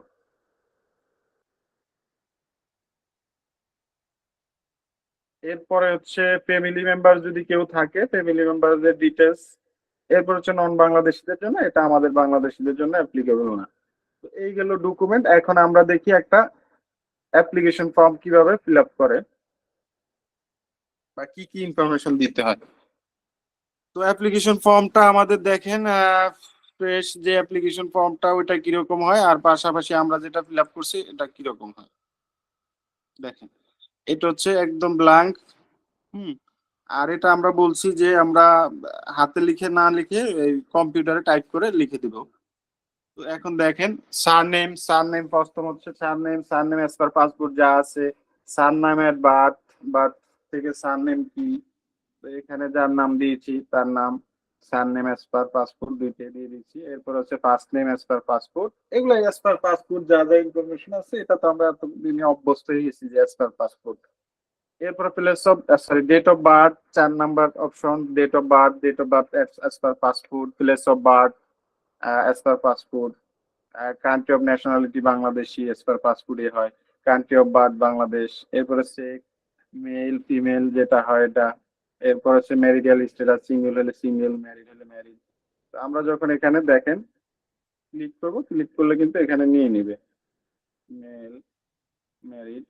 আর এগুলো যদি হাতে লিখতে যাই কাটা ছিঁড়া হয়ে যাবে, এগুলো দেখতে অসুন্দর দেখাবে। এরপর হচ্ছে 10 নাম্বার হচ্ছে প্যারেন্টাল অথরিটি, যদি কোনো মাইনর অ্যাপ্লাই করে তখন তার ক্ষেত্রে এটা অ্যাপ্লিকেবল। এরপর হচ্ছে 11 নাম্বার হচ্ছে আমাদের ন্যাশনাল আইডি নাম্বার যেটা থাকে এটা। তো এটা আমরা আগেও বলছি যে আমরা যদি স্মার্ট এনআইডি কার্ড থাকে বা পাসপোর্টে যে এনআইডি কার্ডের ইনফরমেশন আছে সেটার সাথে না মিলে তাহলে আপডেট যেটা আছে ওইটা দিব, পাশাপাশি এনআইডি কার্ডের একটা ফটোকপি দিয়ে দিব আমরা। এরপর হচ্ছে অর্ডিনারি পাসপোর্ট, আমরা যেহেতু অর্ডিনারি পাসপোর্ট হোল্ড করি অর্ডিনারি পাসপোর্ট দিয়ে অ্যাপ্লাই করতেছি।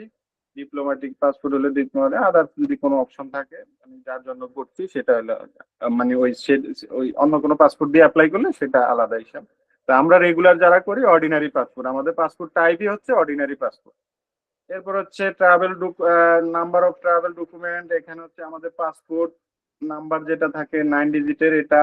এরপরে ডেট অফ ইস্যু, পাসপোর্টের issue date, valid until passport issue মানে expire date, issuing authority DAP Dhaka যেভাবে আছে আমরা এটা দিয়ে দিব। এরপরে 17 নম্বরটাও যদি ফ্যামিলি মেম্বার কেউ ইউরোপ নাগরিক থাকতো তাদের জন্য অ্যাপ্লিকেবল, এটা আমাদের জন্য অ্যাপ্লিকেবল না, যাদের জন্য অ্যাপ্লিকেবল তারা এটা ফিল আপ করবে। এরপরে হচ্ছে ফ্যামিলি মেম্বার্স রিলেশনশিপ উইথ ইউরোপের যদি কোনো ফ্যামিলি মেম্বার্স থাকে তাহলে আপনার 17 নম্বরটা যদি ইয়েস হয় তো এটা অবশ্যই ফিল আপ করতে হবে। 17 নম্বর 18 নম্বর দুইটা মানে 17 নম্বরে ইনফরমেশন দিলে এর সাথে সম্পর্ক কি সেটা এখানে দিতে হবে 18 নম্বরে। তো এটা আমাদের যে যদি কেউ থাকে ফ্যামিলি মেম্বার্স তাদের ক্ষেত্রে অ্যাপ্লিকেবল, আদারওয়াইজ অ্যাপ্লিকেবল না। এরপর হচ্ছে resident in a country other than country of current nationality, আমরা যদি অন্য কোনো কান্ট্রির ন্যাশনালিটি থাকে, অনেকের দুবাই রেসিডেন্ট পারমিট থাকে তাহলে তারা ইয়েস দিয়ে দিবেন, ইয়েস দিয়ে ওটার ভ্যালিডিটি দিয়ে দিবেন, তারপর নাম্বার দিয়ে দিবেন। এরপর হচ্ছে 21 নম্বর হচ্ছে কারেন্ট অকুপেশন, আমাদের কারেন্ট অকুপেশন যেটা আছে এটার প্রাইভেট সার্ভিস হলে প্রাইভেট সার্ভিস, বিজনেস পার্সন হলে বিজনেস পার্সন, বিজনেস দিয়ে আমরা আমাদের ডেজিগনেশনটা দিয়ে দিব, প্রাইভেট সার্ভিস হলে আমাদের ডেজিগনেশনটা দিয়ে দিব। এরপরে বিজনেস যারা করবে বিজনেস যদি হয় প্রোপাইটারশিপ তাহলে দিয়ে দিবে বিজনেস, এরপরে কমা দিয়ে এখানে প্রোপাইটার। এরপর হচ্ছে লিমিটেড কোম্পানির যদি ডিরেক্টর হয় তাহলে ডিরেক্টর, এখানে দিবে বিজনেস ডিরেক্টরশিপ, ডিরেক্টর দিয়ে দিবে, যে যে ডেজিগনেশন হোল্ড করে ওইভাবে। আর এরপর হচ্ছে এখানে employer address and telephone number. আর স্টুডেন্ট হলে স্টুডেন্ট ভিসার ক্ষেত্রে আলাদা জিনিস, স্টুডেন্ট ভিসা যেটা আমরা করছি না এখন। দেখেন এখানে হচ্ছে আপনার কোম্পানির নাম, প্রথমে কোম্পানির নাম দিয়ে দিব, এরপর হচ্ছে কোম্পানির ফুল অ্যাড্রেস যেটা আছে ওটা দিয়ে দিব, এরপর হচ্ছে কোম্পানির টেলিফোন নাম্বার যেটা কোম্পানির ফ্যাডে থাকে বা হচ্ছে আপনাকে এনওসি তে যেই লেটার হেড প্যাড দিচ্ছে ওই ভ্যালিড নাম্বার কিন্তু দিতে হবে।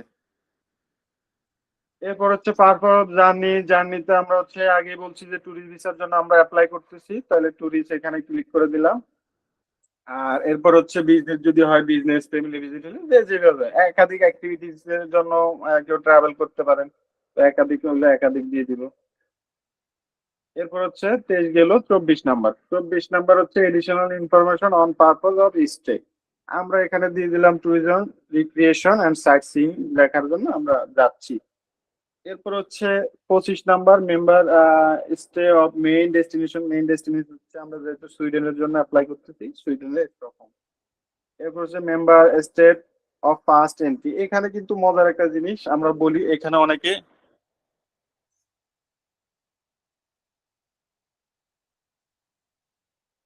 এখানে হচ্ছে আমরা অনেকে দিয়ে দিয়েছে যে সুইডেন দিলাম, এরপর হচ্ছে পোল্যান্ড দিই। তো মানে এটা হবে না, আমরা যে কোনো একটা কান্ট্রি দিতে হবে এখানে। এটা একটা কিন্তু কৌশলী অ্যান্সার 25-26। তো এখানে হচ্ছে আমরা অনেকে ট্রাভেল প্ল্যান দেখাই যে সেনজেনের 5-7টা কান্ট্রি এট এ টাইমে ভিজিট করতেছি, তো এটা দেখলে ভিসা অফিসার এঙ্গি হয়, কারণ সে তো জানে যে যে ইউরোপের যে কোনো ভিসা, ইউরোপের ভিসা ভ্যালিড ভিসা দিয়ে আপনি সুইডেন সুইডেন বা যে কোনো পাশাপাশি কান্ট্রিতে ভিজিট করতে পারবেন, যে কোনো কান্ট্রিতে টাচ করতে পারবেন, কোনো সমস্যা নাই। তো সেই ক্ষেত্রে সে কিন্তু জানে। আর আপনি যদি এখানে দেখান যে সুইডেন যাচ্ছেন, আবার দেখাচ্ছেন জার্মানি যাচ্ছেন, তো এটা দেখলে ভিসা অফিসার এঙ্গি হয়। অনেকে আবার এগুলা যখন ওভার দা ফোনে কল কথা বলে, তখন সে এই রাগান্বিত হয়ে বলে যে এটা তাইলে আপনি অন্য থ্রু, এম্বাসির থ্রুতে অ্যাপ্লাই করতে পারতেন। আবার আমরা অনেক সময় দেখাই কি, যেমন হচ্ছে সুইডেনে যাচ্ছি, সুইডেনে 5 দিন থাকা দেখায়, আবার হচ্ছে জার্মানিতে 10 দিন থেকে থাকা দেখায়, তো এটা তো ঝামেলা আছে, ভিসা অফিসার ইয়ে হয়। এরপরে number of entry. Number of entry আমরা যেহেতু যাচ্ছি হচ্ছে শর্ট ভিজিটের জন্য, আর ইউরোপে হচ্ছে লং টার্ম ভিসা দেয় না, শর্ট টার্ম ভিসাই দেয়। শর্ট টার্ম ভিসার জন্য অ্যাপ্লাই করতেছি, তো আমরা এই ট্যুরটা কভার করার জন্য যাচ্ছি, তাহলে সিঙ্গেল এন্ট্রি আমরা এখানে দিয়ে দিছি। আর যাদের মাল্টিপল রিপিট ট্রাভেল করে, বিজনেস পারপাস যারা রিপিট ট্রাভেল করে, সেই ক্ষেত্রে তাদের মাল্টিপল দিবে। কিন্তু আমাদের যেহেতু ট্যুরিস্ট ভিসার জন্য অ্যাপ্লাই করতেছি, অনেকে ট্যুরিস্ট ভিসার ক্ষেত্রেও দিয়ে দেয় multiple entry. Multiple entry visa তো আমাকে দিবে না, সেই ক্ষেত্রে আমরা ছোট চাই, সিঙ্গেল এন্ট্রি চাই। সিঙ্গেল এন্ট্রি চাইলে সিঙ্গেল এন্ট্রি দিবে, কিন্তু মাল্টিপল চাইলে সে বুঝে যে না, আসলে আমার ইন্টেনশন ঠিক নাই।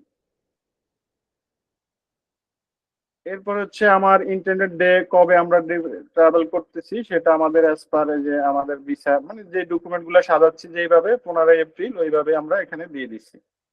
আর লিভ দিচ্ছি হচ্ছে 21 তারিখ, মানে ওখান থেকে ব্যাক করব। এরপর হচ্ছে প্রিভিয়াস বায়োমেট্রিক হিস্টোরি, যদি থাকে কারো বায়োমেট্রিক হিস্টোরি এখানে ইয়েস দিয়ে দিব, আর যদি নো হয় তাহলে নো দিব। আর অনেকে হয়তো রিফিউজ আছে বাট বায়োমেট্রিক বায়োমেট্রিক হিস্টোরি আছে, তাহলে অবশ্যই ইয়েস দিবেন। ইয়েস দিয়ে এখানে ইফ ডেট নোন, যদি ডেট জানেন তাহলে ইয়েস দিয়ে দিবেন। আর এখানে যদি প্রিভিয়াস কারো ভিসা থাকে, ইয়েস দিয়ে, ডেট আপনি জানেন না জানেন কোনো সমস্যা নাই, বাট হচ্ছে আপনার ভিসা স্টিকার নাম্বার যেটা থাকে previous passport, sorry Shenzhen visa থেকে আপনাকে ওটা দিয়ে দিতে হবে। এরপরে 29 নাম্বার, এটা হচ্ছে এখন এলিজিবল না, entry permit for the final country of destination.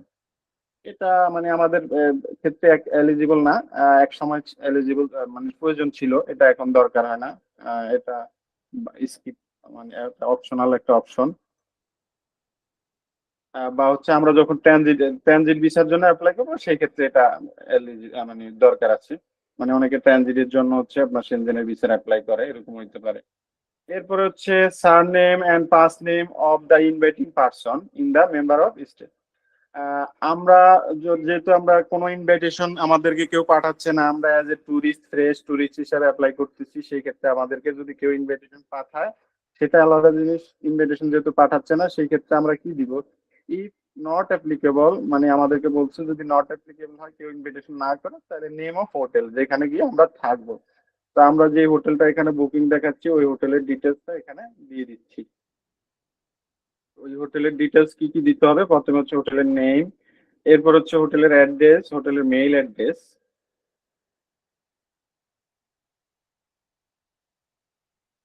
দেখেন,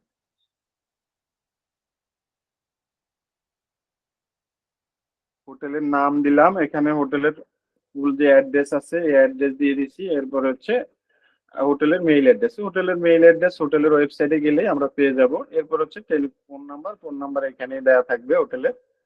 বুকিং যে বুকিং যে ডট কম যদি করি বা যে কোনো ওয়েবসাইট থেকে করলে ওদের ওখানে দেয়া থাকবে।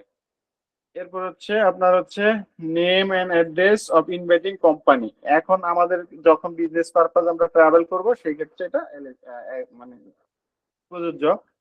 আদারওয়াইজ এটা তো দরকার নাই, এটা সবাই বুঝতেছেন। এরপর হচ্ছে 31 নাম্বার শেষ হয়ে গেল। 32 নাম্বার হচ্ছে এই ট্যুরের কস্টটা কে বিয়ার করবে আর কিভাবে সেটা করব। অ্যাপ্লিকেন্ট যদি হিমসেলফ নিজে নিজের খরচ বহন করে, ক্যাশ, ক্রেডিট, আমরা এই দেখবো একটু আগেই বলছি যে কেন ক্রেডিট কার্ড দিতে হয়, কারণ যদি আমরা ক্রেডিট কার্ডে ভ্যালিড কি বলে লিমিট থাকে তো ক্রেডিট কার্ড নিয়ে যেতে পারি। এরপর হচ্ছে ক্যাশে নিয়ে যেতে পারি। তো এগুলো হচ্ছে ইফেক্টিভ। আমি যেহেতু ক্রেডিট কার্ডের স্টেটমেন্ট দিচ্ছি, তো ক্রেডিট কার্ডের স্টেটমেন্ট দিলে সেই ক্ষেত্রে আমাকে দেখাইতে হবে যে ক্রেডিট কার্ড খরচ করতেছে। ক্রেডিট কার্ড নিয়ে ওখানে হয়তো 10 লাখ টাকা লিমিট আছে আমার, বা 5 লাখ টাকার লিমিট আছে, তো কিছু টাকা ক্যাশ নিয়ে যাবো আর কিছু টাকা ক্রেডিট কার্ডে খরচ করব। অনেক সময় ইমিগ্রেশনে কিন্তু এগুলোর জন্য আমাদেরকে ইমিগ্রেশন ক্লিয়ারেন্স দিতে চায় না। হয়তো দেখা গেছে বাংলাদেশ থেকে ডিপার্চার করলাম, কিন্তু ওখানে অ্যারাইভ করার পর ভিসা অফিস ইমিগ্রেশন অফিসার দেখতে চায় যে আমার ক্রেডিট কার্ডের লিমিট কত, বা হচ্ছে ব্যাংক ব্যালেন্স কত আছে, বা কত টাকা ক্যাশ নিয়ে যাচ্ছি। তো এগুলো দেখে সে। এরপর হচ্ছে মোটামুটি এটা কমপ্লিট। আর যখন হচ্ছে আমরা বিজনেস পারপাস কারোর জন্য অ্যাপ্লাই করব, যদি কোম্পানির মালিক হয় তাহলে তো তার কোম্পানির থ্রুতে সে খরচ করতেছে। আদারওয়াইজ স্পন্সর অর্গানাইজেশন বলতে মানে আমরা হচ্ছে মানে যে কোম্পানি খরচ বেয়ার করবে, বা অনেক সময় আমরা অনেক অন্য কোনো কোম্পানির স্পন্সরশিপে যাই, তো সেই ক্ষেত্রে হচ্ছে এটা আদার্স দিয়ে এখানে হচ্ছে মানে ওই কোম্পানির নাম লিখে দিব। এরপরে সে কিভাবে খরচ করতেছে সেটা দিব, তো সকল খরচ বহন করলে এটা দিব। আর যদি আমাদেরকে শুধু অ্যাকোমোডেশন প্রোভাইড করে তাহলে এটা দিব। এটা হচ্ছে মানে ভিসা অ্যাপ্লিকেশন ফর্ম। আর হচ্ছে আমি বলছি আইটিনারি, হোটেল বুকিং, ইন্স্যুরেন্স এগুলা কিন্তু মিল থাকতে হবে। তো এই হচ্ছে আহ, সেনজেনের একটা মানে কি বলে আপনার সুইডেন, পোল্যান্ড আর হচ্ছে নেদারল্যান্ড, এই তিনটার ভিসা অ্যাপ্লিকেশন ফর্ম বা ইন ডিটেলস যে রিকোয়ারমেন্ট। প্রথমে হচ্ছে আমরা এই যে রিকোয়ারমেন্ট ফুলফিল করব। রিকোয়ারমেন্ট ফুলফিল করে আমরা হচ্ছে বিএফএস এ যাব। বিএফএস এ গিয়ে বায়োমেট্রিক দিয়ে পাসপোর্ট জমা দিয়ে আসবো। জমা দেওয়ার হচ্ছে আমাদের প্রসেসিং টাইম তো আমি বলে দিয়েছি যে 15 দিন। আহ, এর আগে অনেকে রিফিউজ হলে চলে আসে, আবার ফ্রিকোয়েন্ট ট্রাভেলার যারা তাদের হয়তো 7 দিনও চলে আসে অ্যাপ্রুভাল। আর পাশাপাশি আমরা চাইলে এটা অনলাইন ট্র্যাকিং করেও দেখতে পারি। অনলাইন ট্র্যাকিং করে কিভাবে সেটা একটু দেখাচ্ছি।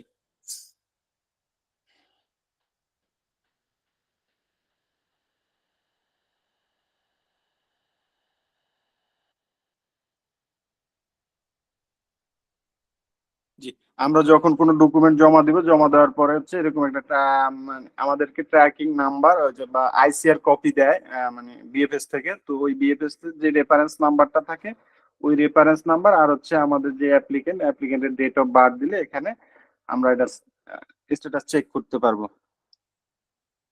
এটা হচ্ছে আপনার সেনজেনের একটা ধাপ গেল আমাদের। এই রিলেটেড কি কোনো কোশ্চেন থাকলে আমরা কিছু কোশ্চেন নিতে পারি। জি, আসসালামু আলাইকুম ভাইয়া। আমরা যখন ডেবিট কার্ড এন্ডোর্স করাই নেই, তাহলে কি এটা কি উল্লেখ করার সুযোগ আছে কিনা? না, আমাদের যখন ক্রেডিট কার্ড অ্যান্ড্রোস অ্যান্ড্রোস তো একটা ভ্যালুয়েবল জিনিস, বাট হচ্ছে আমরা ক্রেডিট কার্ডের একটা লিমিট থাকে। ক্রেডিট কার্ডের প্রত্যেকে ক্রেডিট কার্ডের যারা ইউজ করেন তাদের একটা লিমিট থাকে, ওটা কিন্তু দেখানো যায়। আমরা যখন কার্ডের স্টেটমেন্ট নেই তখন ওটা দেখায় যে কত টাকা ক্রেডিট লিমিট আছে, কত টাকা আমি খরচ করছি। তো এরকম লিমিট এটা ইফেক্টিভ। আর ডেবিট কার্ড যেটা আছে, ডেবিট কার্ডে তো আমার অ্যাকাউন্টে টাকা আছে, তো খরচ করার ওয়ে আছে, আদারওয়াইজ খরচ করার ওয়ে নেই। তো ওইটা ডেবিট কার্ডেরটা অ্যাকসেপ্টেবল না, ক্রেডিট কার্ডেরটা অ্যাকসেপ্টেবল এখানে। এই ক্ষেত্রে আমি শুধু ক্যাশ উল্লেখ করব, কোনো কার্ড উল্লেখ করার দরকার নাই। না না, সেটা কার্ড উল্লেখ করার দরকার নেই। জি। আর এখানে কিন্তু পয়েন্টটা দেয়াই আছে ক্রেডিট কার্ডের জন্য শুধু। আবার আদার্স একটা ঘর আছে যে ভাইয়া, নিচে আদার্স। আদার্স, হ্যাঁ হ্যাঁ, আদার্স বলতে আমরা যখন হচ্ছে আমাদেরকে কেউ স্পন্সর করবে বা অন্য মানে আমি ফর এক্সাম্পল আমি গিয়ে থাকতেছি হচ্ছে আমার ফ্রেন্ডের বাসায়, তো ফ্রেন্ড আমাকে এখানে দিয়ে দিলাম, ফ্রেন্ড আমার খরচ বহন করবে বা অ্যাকোমোডেশন দিবে। তো এগুলোর জন্য আদার্স অপশনটা আছে। আর এখানে তো আমরা বলছি যে সেলফ ফাইন্যান্সে যাচ্ছি সরাসরি।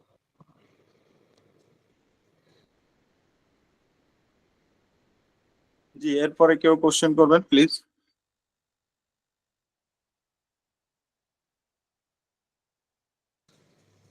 আর ভাইয়া দেখা গেল কি ওই যে আমরা যখন ইয়ে করব না, ওই যে ট্রাভেল হিস্ট্রি আর কি বলা যায় ট্রাভেল আইটিনারিটা বানাবো, জি তখন দেখা যাবে কি আমার ওই স্টকহোমেও থাকতে পারে, আবার আউট অফ সাইডও আমি থাকতে পারি, যেটা আমার হোটেল থেকে অনেক দূরে।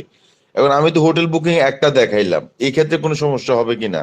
না, এখন হোটেল বুকিং একটা দেখাবেন না একাধিক দেখাবেন সেটা ডিপেন্ড করে আপনার ট্রাভেল প্ল্যানের উপর। আপনি মনে করেন স্টকহোমে থাকবেন, স্টকহোম হচ্ছে সিটি ওদের, তো স্টকহোমের জায়গায় আপনি অন্য কোনো প্রভিন্সে জায়গায় গিয়ে থাকতে পারেন, তো সেই ক্ষেত্রে ওই জায়গায় যদি বেশি দিন স্টে করেন তো সেই ক্ষেত্রে ওই জায়গার একটা হোটেল বুকিংও দিয়ে দিবেন।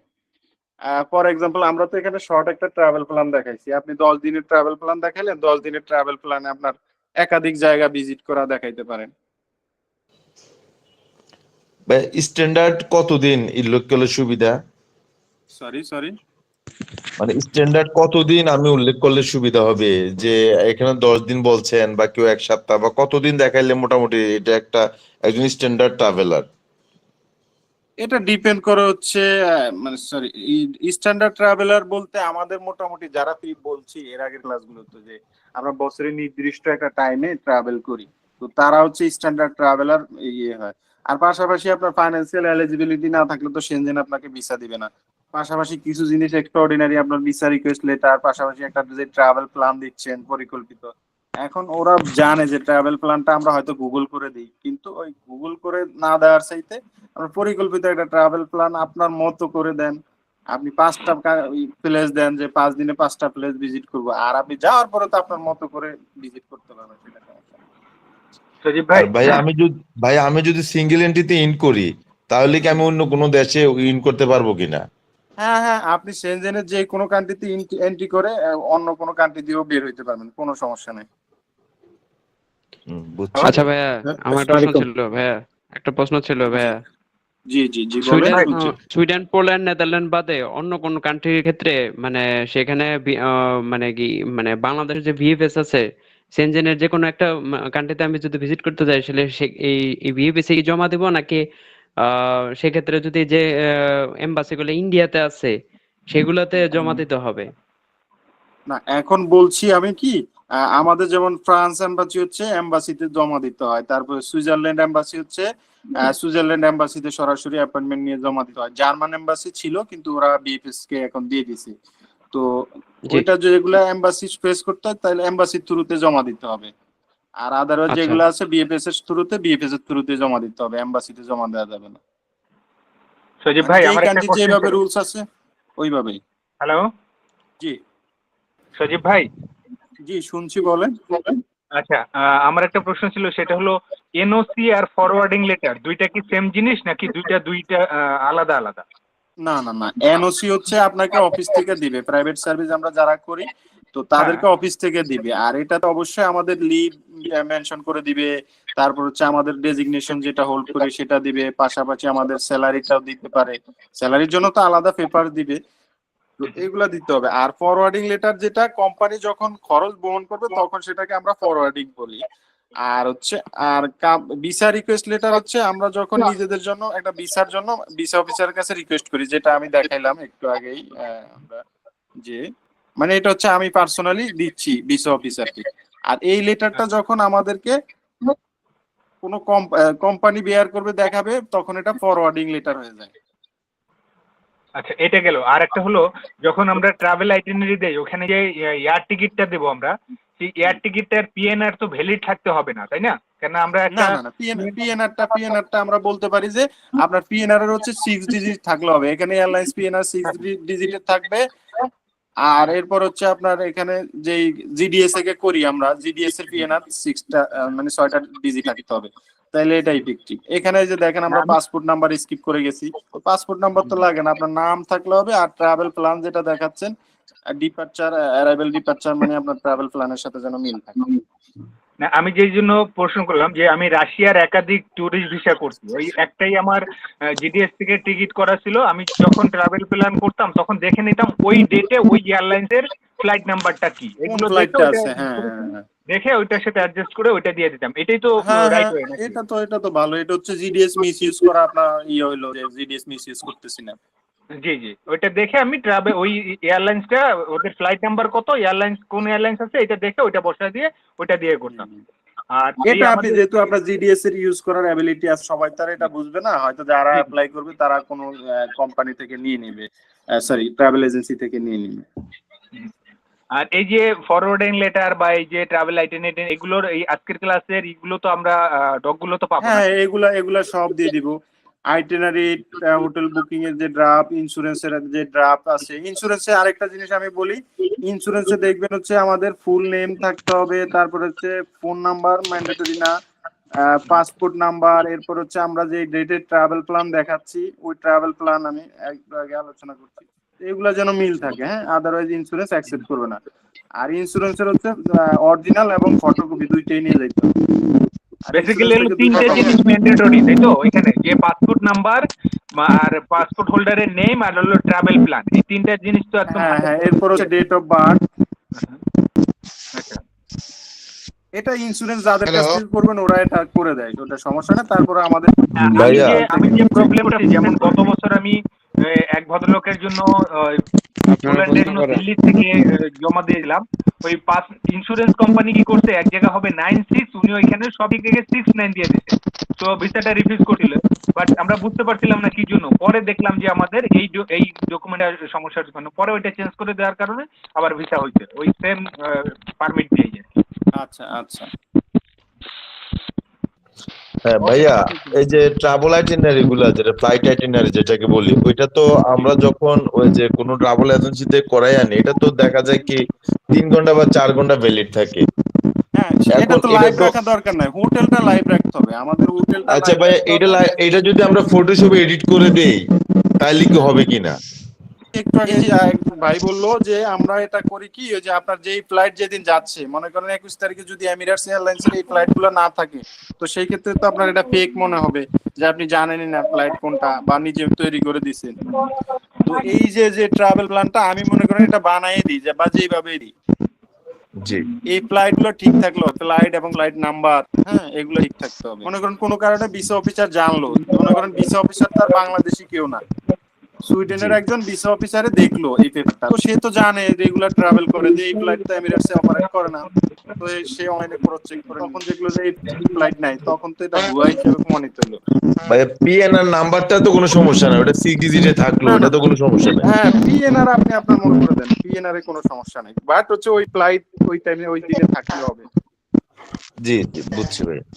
ভাই আমার আচ্ছা, একটা অস্ট্রেলিয়া প্রশ্ন ছিল। কানাডার মতো ভিসা ফর্ম কি মানে অনলাইনে সাবমিট করার অপশন নেই? এখানে বিএফএস এ জমা করতে হবে ডাইরেক্ট, এই তো? হ্যাঁ হ্যাঁ, অনলাইনে সাবমিশনের কোনো অপশন নাই, যে এক্সপার চেক লিস্ট আমরা ডকুমেন্ট নিয়ে যাব, অরিজিনাল পাসপোর্ট সহকারে মানে ডকুমেন্ট ওই যা যে আছে অরিজিনাল যে পাসপোর্ট নিয়ে ফর্মটা আমরা জমা আপনি দেব। প্রোভাইড করলেন, যে ফর্মটা আপনি প্রোভাইড করলেন, এটা আমরা অনলাইন থেকে নিয়েও ফিল আপ করে আমরা জমা করতে পারবো, এই তো? হ্যাঁ হ্যাঁ, আমি তো শুরুতে দেখাইছি কিভাবে আমরা রাইট। এই অনলাইন মানে ফর্মটা আমরা কোথায় গিয়ে পাবো।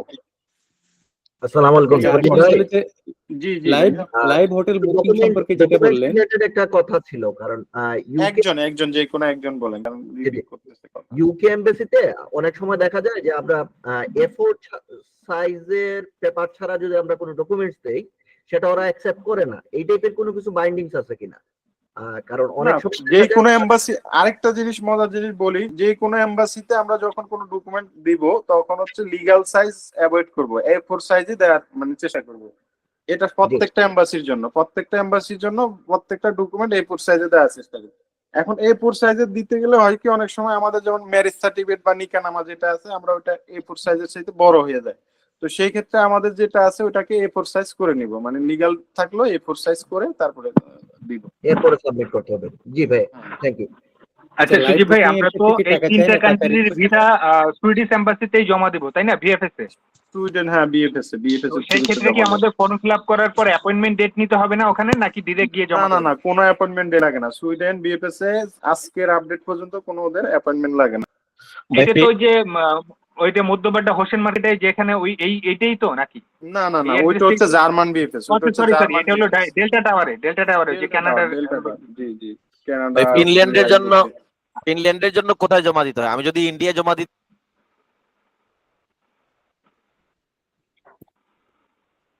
হ্যালো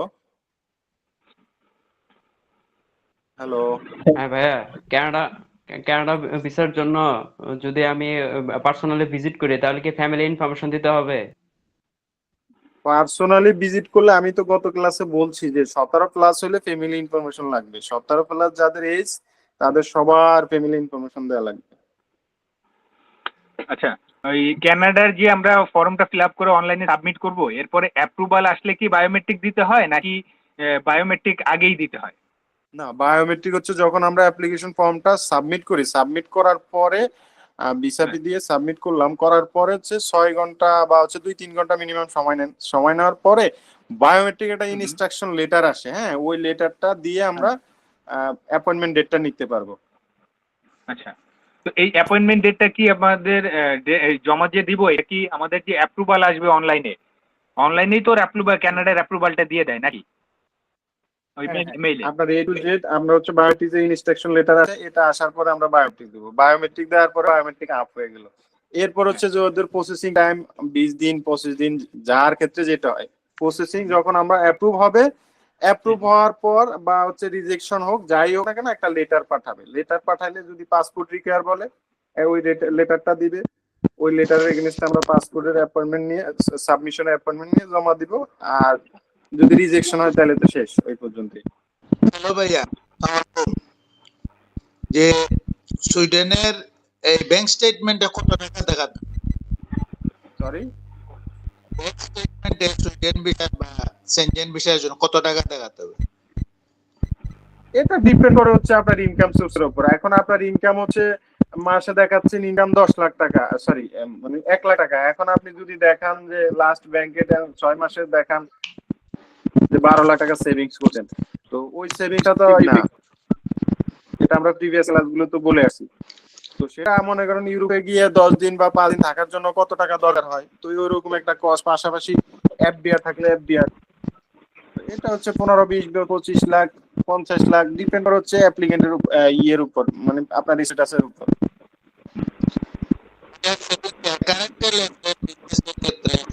এটা স্পেসিফিক কোনো ইয়ে নাই, স্পেসিফিক কোনো রুলস নাই যে এত টাকা সেভিংস থাকা লাগবে। ভাইয়া, এই যে এখানে কি ম্যারেজ সার্টিফিকেট জমা দিব না কি নিকানামাটা জমা দিবে ইংলিশে? আপনার নিকানামা যদি থাকে নিকানামা, এখন নিকানামা যাদের অনেকের হয়তো নিকানামা না, ম্যারেজ সার্টিফিকেট আছে, ম্যারেজ সার্টিফিকেট থাকলে আর নিকানামা লাগে না। আর যাদের ম্যারেজ সার্টিফিকেট না থাকে তাহলে নিকানামা, মানে ম্যারিড প্রুফ করার জন্য যে ডকুমেন্ট আছে ওইটা। ভাই পাসপোর্টে যদি স্ত্রীর নাম থাকে ওই স্ত্রীর পাসপোর্টটা দিলে হবে কিনা? পাসপোর্টে স্ত্রীর নাম থাকলে, এখন আপনার যদি ম্যারেজ সার্টিফিকেট না থাকে তাই তো আপনি নিকানামা আছে, দুইটার একটা তো আছে আপনার। হ্যাঁ, দুইটাই আছে। নাম থাকলে ওটা দিবেন, ওই নামে তো আরো অনেকেই থাকতে পারে, তাই না? না, ওইটা তো আর ভ্যালিড কোনো প্রুফ না, মানে আপনার স্পাউস, ঠিক আছে যখন ট্রাভেল করবে তখন দিলেন, কিন্তু আপনার ম্যারেজ সার্টিফিকেট দিলে হবে। ম্যারেজ সার্টিফিকেট দিলেই তো বোঝা যায় যে আপনার স্পাউস আছে, আর তখন আর এডিশনাল কিছু দেয়া লাগে। এখন আপনি যদি চান স্পাউসের পাসপোর্টের ইনফরমেশন পেজের ফটোকপি দিতে পারেন, বা পাসপোর্ট যদি না দেন আবার ওগুলা চাইলে আপনি নিয়ে যাবেন, ওগুলা দিতে পারেন, এডিশনাল অনেক কিছুই দিতে পারেন, ওটার সমস্যা নাই। আপনি দিলে এমবাসি অ্যাকসেপ্ট করবে বা ভিসা অফিসার দেখবে, এগুলা হচ্ছে ম্যান্ডেটরি, যেগুলো এগুলা ফুলফিল করতে হবে, আদারওয়াইজ সাবমিশন হবে না। বুঝছি।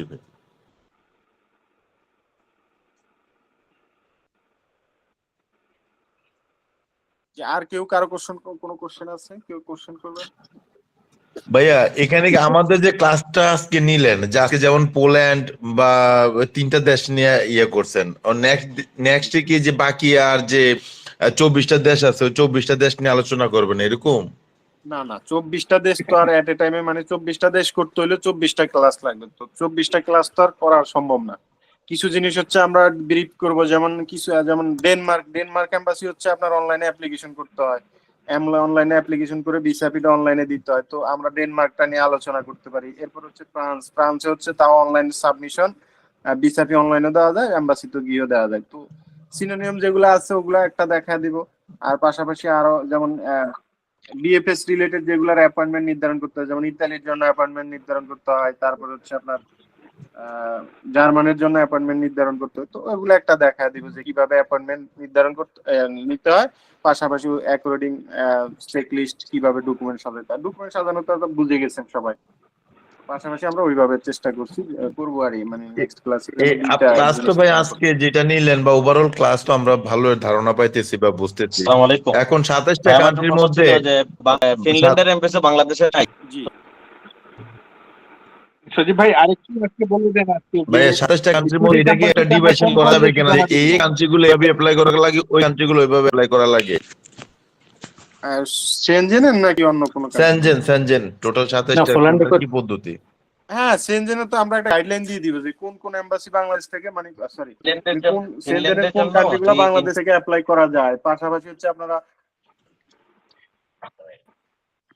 মানে কোন কান্ট্রির জন্য এমবাসি করতে হয়, কোন কান্ট্রি হচ্ছে অ্যাপয়েন্টমেন্ট ছাড়া দিয়ে জমা দেওয়া হয়, ওগুলো আরো বিস্তারিত একটা গাইডলাইন দিয়ে দিব, মানে বাংলাদেশ থেকে রেগুলার যে দেশগুলোতে প্রসেসিং হয় ওগুলো। সজীব ভাই আরেকটু জানতে চাইছিলাম যে হ্যালো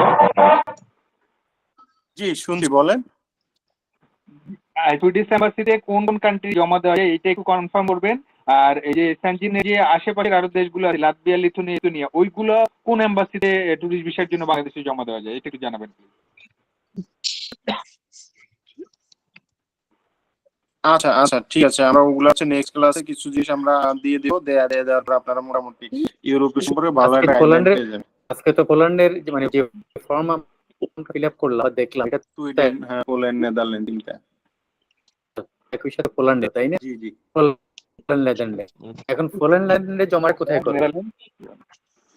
এটা হচ্ছে বিএফএস এর থ্রুতে, বিএফএস হচ্ছে ডেল্টা টাওয়ার, ওই যে গুলশান 2 নম্বর সুইডেনে যেখানে করব একই জায়গায় নেদারল্যান্ড এবং পোল্যান্ডটাই নে সেম এমবাসি, শুধু আপনি এখানে ট্রাভেল প্ল্যানটা দেখাচ্ছেন হচ্ছে কোথায় গিয়ে থাকতেছেন, এখানে দেখাচ্ছি হচ্ছে আমরা স্টকহোম গিয়ে মানে সুইডেনের দিকে থাকতেছি।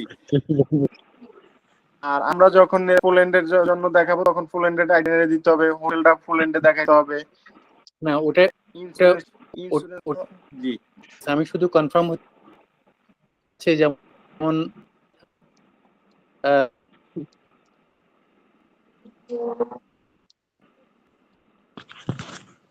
জি কে বলছিলেন? নেটওয়ার্কের আর একটু সমস্যা, ইন্ডিয়াতে কোনটা জমা দিতে হবে।